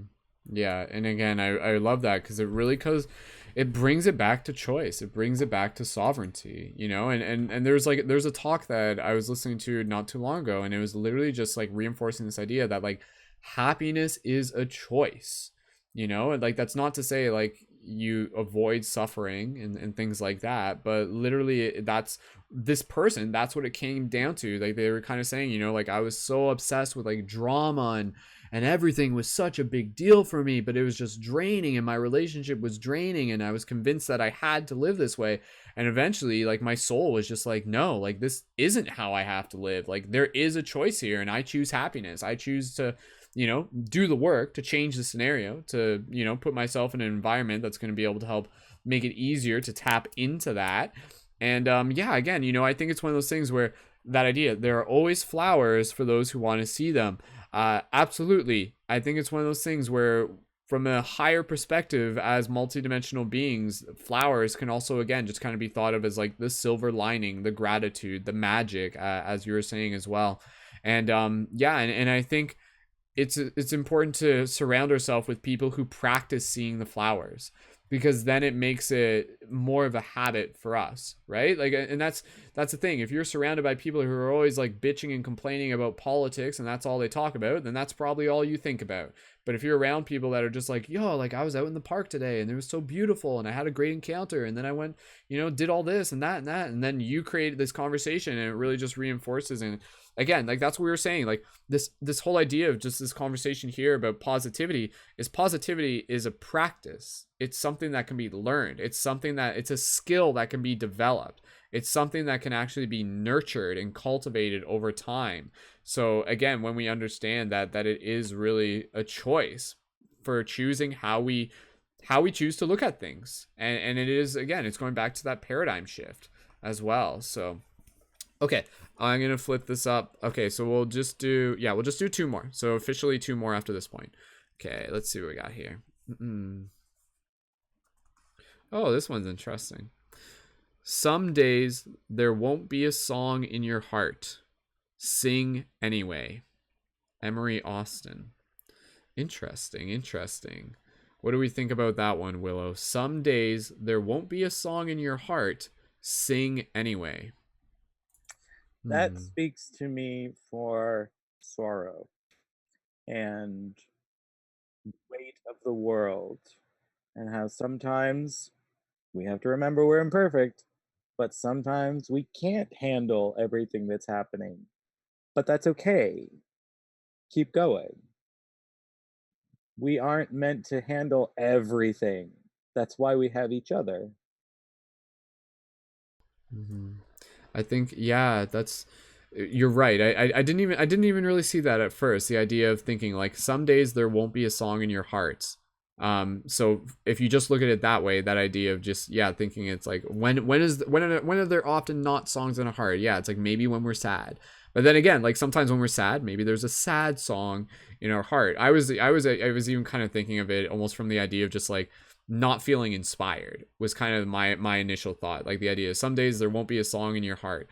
Sing anyway. So it's kind of the other way that I was seeing it was this idea of like, oh, what? Like you're not feeling inspired? Well, practice cultivating that inspiration. Like practice being inspired just by allowing the inspiration to practice coming through you, So it's like, it's one of those things where once you kind of create the momentum, then like things get easier and things like that. It's just like, for a songwriter, if we were taking this literally, if they were just like, oh, like there's nothing there, but if they were just like, whatever, I don't care, like no one's judging me, I'm just gonna do whatever comes to my head, and it's gonna sound stupid to me at first, but then you do it and then you start kind of creating momentum, and then you just start playing with it, really focus on the emphasis of play, and then eventually like a song actually comes out, music comes out. So I think again for us as creative individuals, we have to practice, again, kind of what I was talking about earlier. WIllo, you had stepped away briefly, but I was talking about literally just like going into the woods and just like practicing, like talking to ourselves and practicing asking ourselves questions and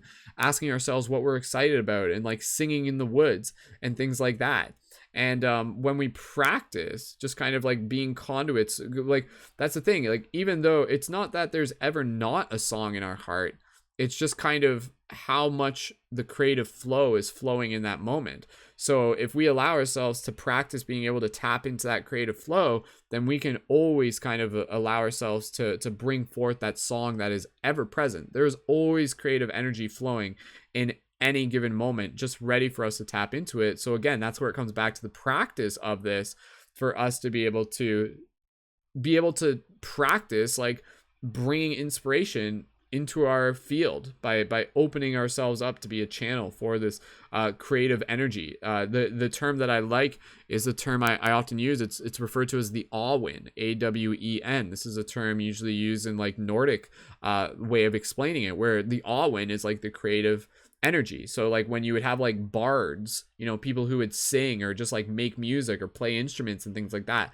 that's what they would talk about. Be like, oh, that person's very good at like letting the Awen flow through them. So again, it's a practice, and one of the ways how we practice is by practicing. Like one of the ways we get better is by practicing. And again, and this can also go back to the other things that we were talking about, be about the importance of being able to be in a supportive environment that encourages this, opposed to being an environment where, again, you know, like you might try singing anyways, and then someone's like, oh, that sounds stupid, shut up, and then that person stops singing. That, you hate to see that happen. So we want to be the type of community, and you know, people listening to this, the type of friends and anyone who are able to like encourage people to be able to sing, literally and metaphorically, to be able to practice expressing themselves, knowing that that helps them get more creative in the long run as well. There's a quick thing I'll just say real quick, and then we'll just get into one more. It was basically like this study of they like had like adults, and then they had kids, and they had them in like two different studies, and they gave the adults these like instruments, and they told them to play.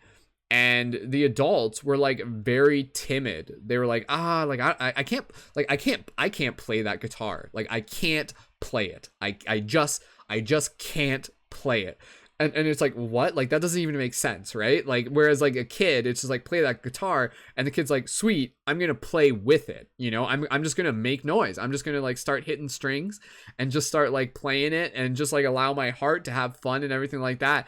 And so it's we get into this mental block within ourselves where it's just like, oh, I'm not allowed to try something creative because I'm gonna suck at it.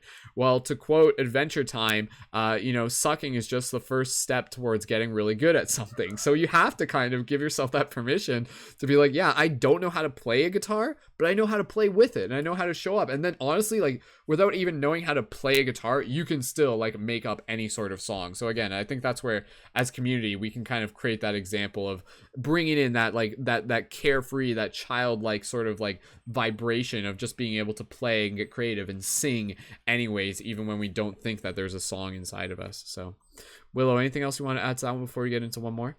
Yeah, I think that's a really key factor when it comes to children. You know, that's one of the reasons why children are both so protected, but also most taken advantage of. And I think it's because of that innocence that connects them to not only the song of the universe, but it connects them to their own creativity.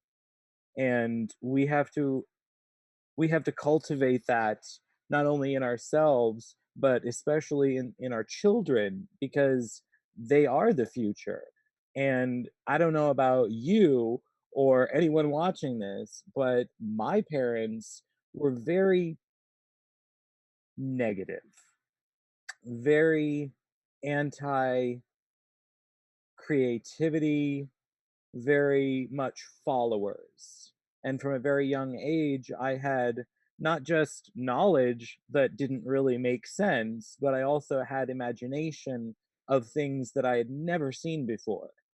And the older I got, I actually started doing research on that because I was confused on how, at like 5 and 6 years old, I was dreaming of things that I had never even seen before, yet I knew it. And it's because of that essence of innocence that we can actually tap into a much greater knowledge at a much younger age when we're still as pure as possible.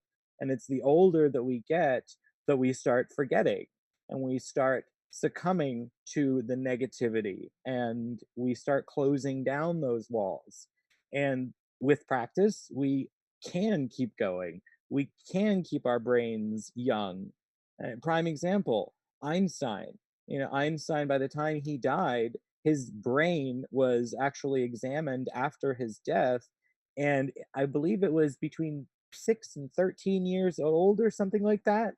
So he still had the mind of a youthful child, but it was only because he practiced it literally every single day. He never wasted that muscle. And all of the creativity that lies within us is there. It's just a matter of being tapped into.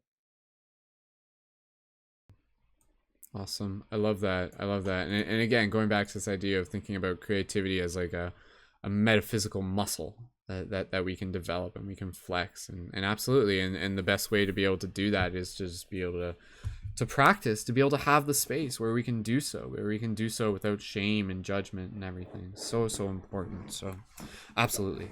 Cool. All right. Thank you, WIllo. Okay. Last one for now. And yeah, I'm just going to do one more out of this book. This book I like. Okay. All right. Okay. I'll just read the first one here on the right. It says, "Attitude is everything." So that's a very short quote. But then I'm just going to reread the one on the next to it anyways. It says, "Be who you've always wanted to be. Be a freaking astronaut if you want." So yeah, so again, the attitude is everything. Again, I literally said that before. Again, like attitude determines your altitude, is another quote that I really like. And absolutely, you know, like attitude is itself a thing that can be developed, a thing that can be practiced, a perspective that can be cultivated, a paradigm that we can create for ourselves. So what if your attitude, you're just like, oh, like my attitude is like very optimistic, but it actually comes from like a deep wisdom within my heart that has shown me that the universe is actually here to like help me grow and to love me in all the infinite ways in which it does, and for me to be able to know that like everything is still like happening for a reason in its very like mystical way and everything, and for me to just be able to like, again, going back to like this space of gratitude. So I think a lot of people have trouble like no, like you can say attitude is everything to them, but they won't always jump into a positive attitude, and a lot of people are kind of like stuck in this place of apathy in nowadays, and that's where, again, I think the attitude also comes from the excitement that we can cultivate by the stories that we are telling. And I think that, as you know, what I try to do with these broadcasts, part of my intention is to help create this newer story, which is in itself an old story, but this shared story, that this is a story of, again, like, you know, like shifters coming together to be able to help make a difference in this world. Light Guardians, this is a resurgence of the Light Guardians. Like, I want it to feel like it's like an epic mythos, and for people to feel like they're a part of that, and for people to be like, oh my god, I have a place within this story, I have a role to play within this story, and this story actually like gives me hope, because I see other people out there making a difference. I see other people out there taking action, doing free hugs, singing their songs, expressing themselves, dancing, you know, making art and all, and leading others and everything like that. And so again, I think when it comes to attitude is everything, the other side of that is, how do we cultivate a positive attitude? And I think that goes hand in hand with the story that we are telling, and also the idea of like being able to tap into the deeper wisdom of understanding the divine intelligence of the universe and our place within it as multidimensional beings, and seeing ourselves as like more than just like the small thing that society wants to convince us that we are, type thing. So yeah, that's what I think. WIllo, anything else to say on that? Attitude is everything, or be who you've always wanted to be a freaking astronaut if you want. Yeah, I think that I think it just kind of falls back on that mentality of, you know, what we cultivate and what we practice. You know, I definitely think we have much more unlimited abilities than we're taught. But I think the reason why we're not taught so much like we used to is because the corporate entity has taken over the mystic memories. And what I mean by that is there's so much mythos from the last hundreds, 200, 300 years and beyond that we've kind of just turned into mythology. Like it didn't really happen. But in reality, it was stories that had to be told for a purpose, to actually spread knowledge or wisdom or truth. And I think even today, there's a lot of different tribes out there that are coming together and fighting this darkness together, because we can't do it alone. And those who think that they can do it alone, you're kind of on the right path, but ultimately it's a lie, because ultimately, alone, we fail. Only together do we actually ascend. And I think when it comes to attitude being everything, it falls back on positivity. You know, the more positivity you put out there, the more positivity you will see in return. Hmm.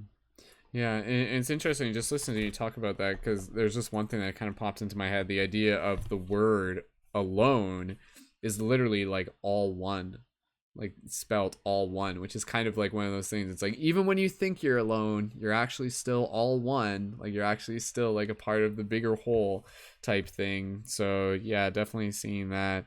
And yeah, no, absolutely. At the end, again, I think it's not just simply to say like, hey, always be positive, but it's to always like keep that understanding within your heart that, you know, like there's a bigger story that's going on. Because to always to say always be positive, some people would take that in a very literal way and just basically say like, oh, so I shouldn't feel sad and I shouldn't feel angry and I shouldn't feel depressed and things like that. But it's like, no, like you should feel those feelings, but feel them from a positive mindset of knowing that they themselves are actually like catalysts for more of your growth.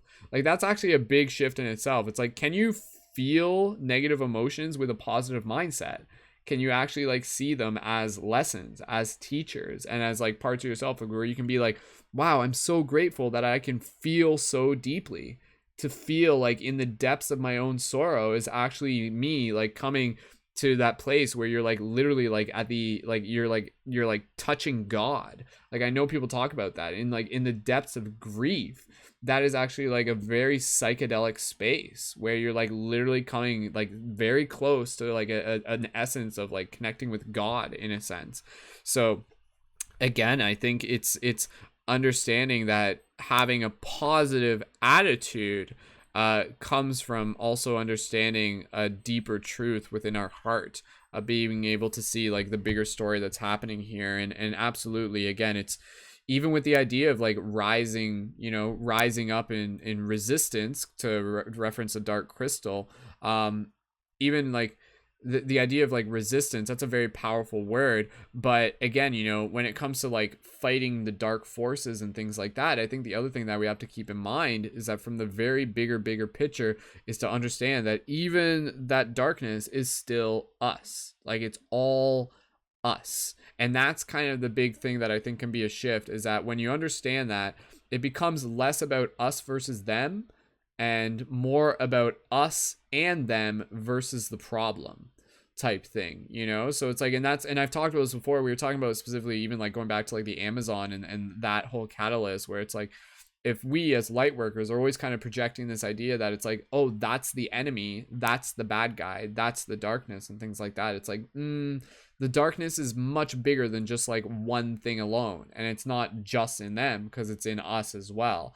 And it is all us. And so like how, like that is like, you don't defeat the darkness just by like hitting it with a hammer and things like that. Like you actually hit it, you actually transmute it by healing it. You actually transmute it by creating space for you to be able to like love it and things like that. And of course, you know, take that with a grain of salt, and some people are going to say like, oh, you know, that's not very relative in every circumstance.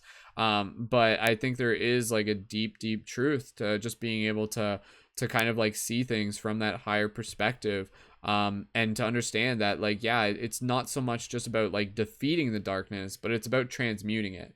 And to understand that, again, you know, like the circle around the yin yang is the truth that all is light.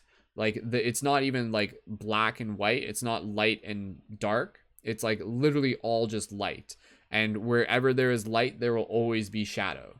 And that's and again, like even like that little shift in itself, to just think like, instead of thinking it of light versus dark, think of it as light versus shadow. Because like, what is shadow? Like shadow is like a side effect of like what happens when there's like, infinite light, and then light not always in certain spaces. You get shadow and everything like that. So shadow is just like another part of the light as well. You can't have one without the other. So yeah, again, I really just invite everybody here to just kind of like bring in more accountability when it comes to your attitude. And what are you doing to help cultivate a positive attitude? You know, surround yourself with other people who are also in the practice of doing so. Create the environment that's going to support this. Create the ecosystem within your own body that's going to allow you to feel this. Shake your body, get up and dance, move that energy around. If it's stagnant, like get it out of your system, shake it out. You know, like practice eating healthier food, practice like feeling good, practice singing your songs, practice doing the things you love. All of these things are very important because they're all going to help create like a very like positive ecosystem within your own being, within your own field, that makes it easy to tap in to that positive mindset, within that positivity. So and again, yeah, really just seeing that we're all part of this bigger story, and we all have a part to be able to share. And I really just want to take a moment here for everybody listening to really just like honor like all that you are doing to be able to like transmute all the experiences that you're going through, and to just be able to have like done it from a very deep place of bravery, a very deep place of courage. Like every single one of us came into this life to be able to like help transmute the darkness. And again, and that is like a very, very important part of our experience as human beings. And it takes a lot of courage. And that's why like as community, we just want to be able to like hold space and acknowledge like the work that is being done by each and every single one of us. And a lot of that work is not work that is even seen. It's a very internal process. So for every single person who is, again, kind of like, and I don't just want to say fighting their own battles, but more so dancing with their shadows is probably like one of the ways that you can think of it. I really just want to like say that like I see the work that you are doing. I see the dance that is unfolding for you, and I love you.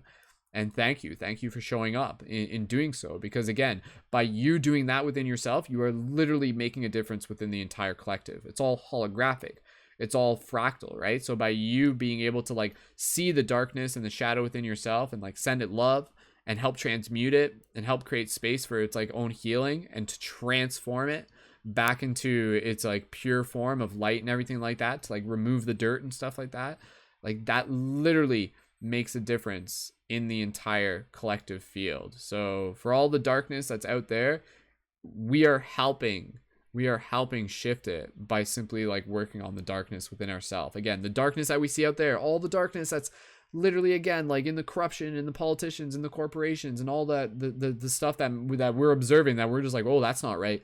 That darkness is the exact same darkness that is inside us. So instead of having to go outside and do it, which is part of the work, we can also literally help do the work by doing the work within our own heart, within our own fields. So awesome. So again, thank you everyone for being super courageous, awesome, cosmic badasses, and for leveling up here as a team, and for creating this safe, exciting, inspirational space for us as community, and for helping cultivate our own spaces of positivity and mindset. And yeah, just feeling really inspired to continue to help change the world every single day. Every single day is an opportunity to help change the world. So if you're listening to this broadcast, then again, I just want you to be able to like encourage, like give yourself like some challenges, give yourself some like intentional objectives where you're like, I'm gonna go like pick up garbage today, you know, like that's like helping in a very simple way. It's like, I'm gonna go talk to a stranger on the bus.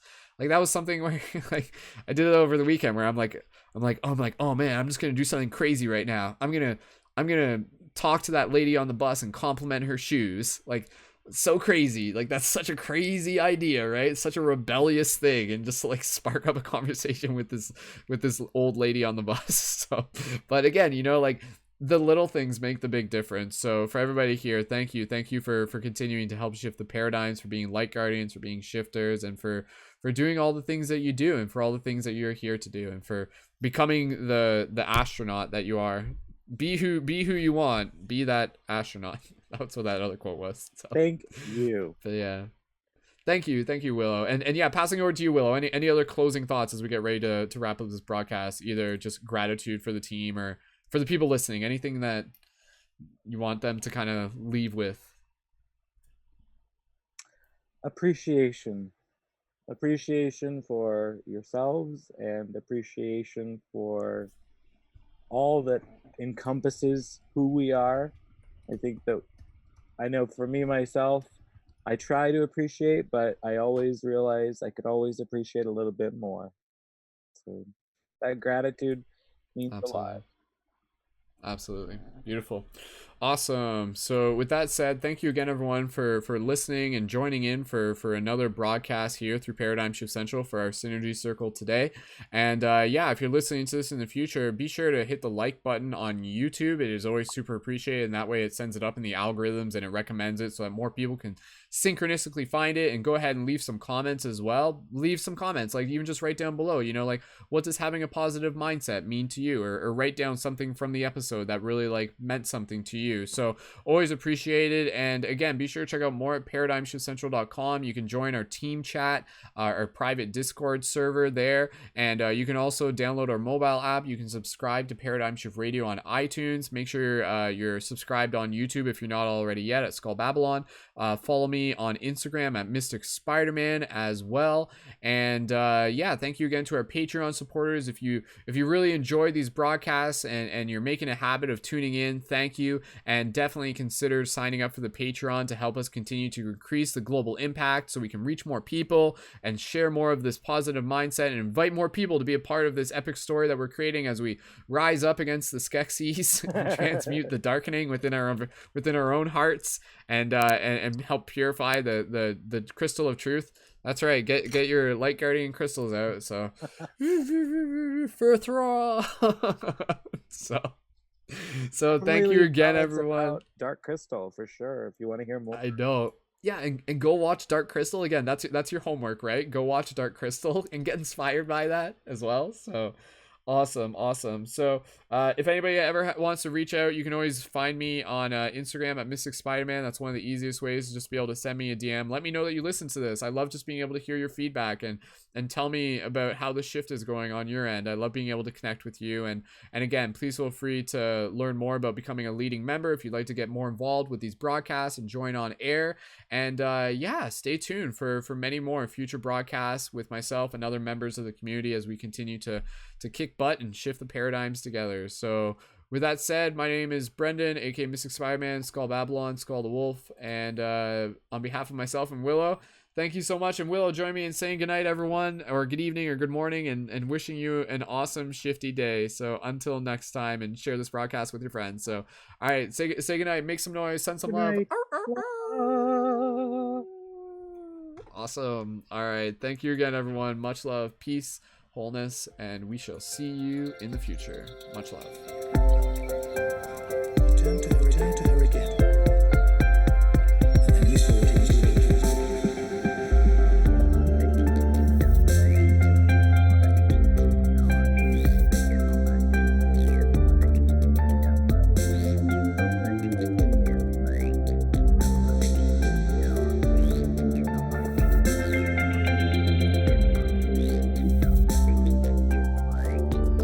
Special thank you to Danny Leonardo, whose music is featured at the beginning and end of this broadcast. Be sure to check out more of Danny's work by following the link in the YouTube info below. Thank you, Danny.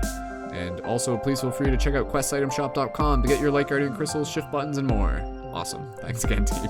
Much love.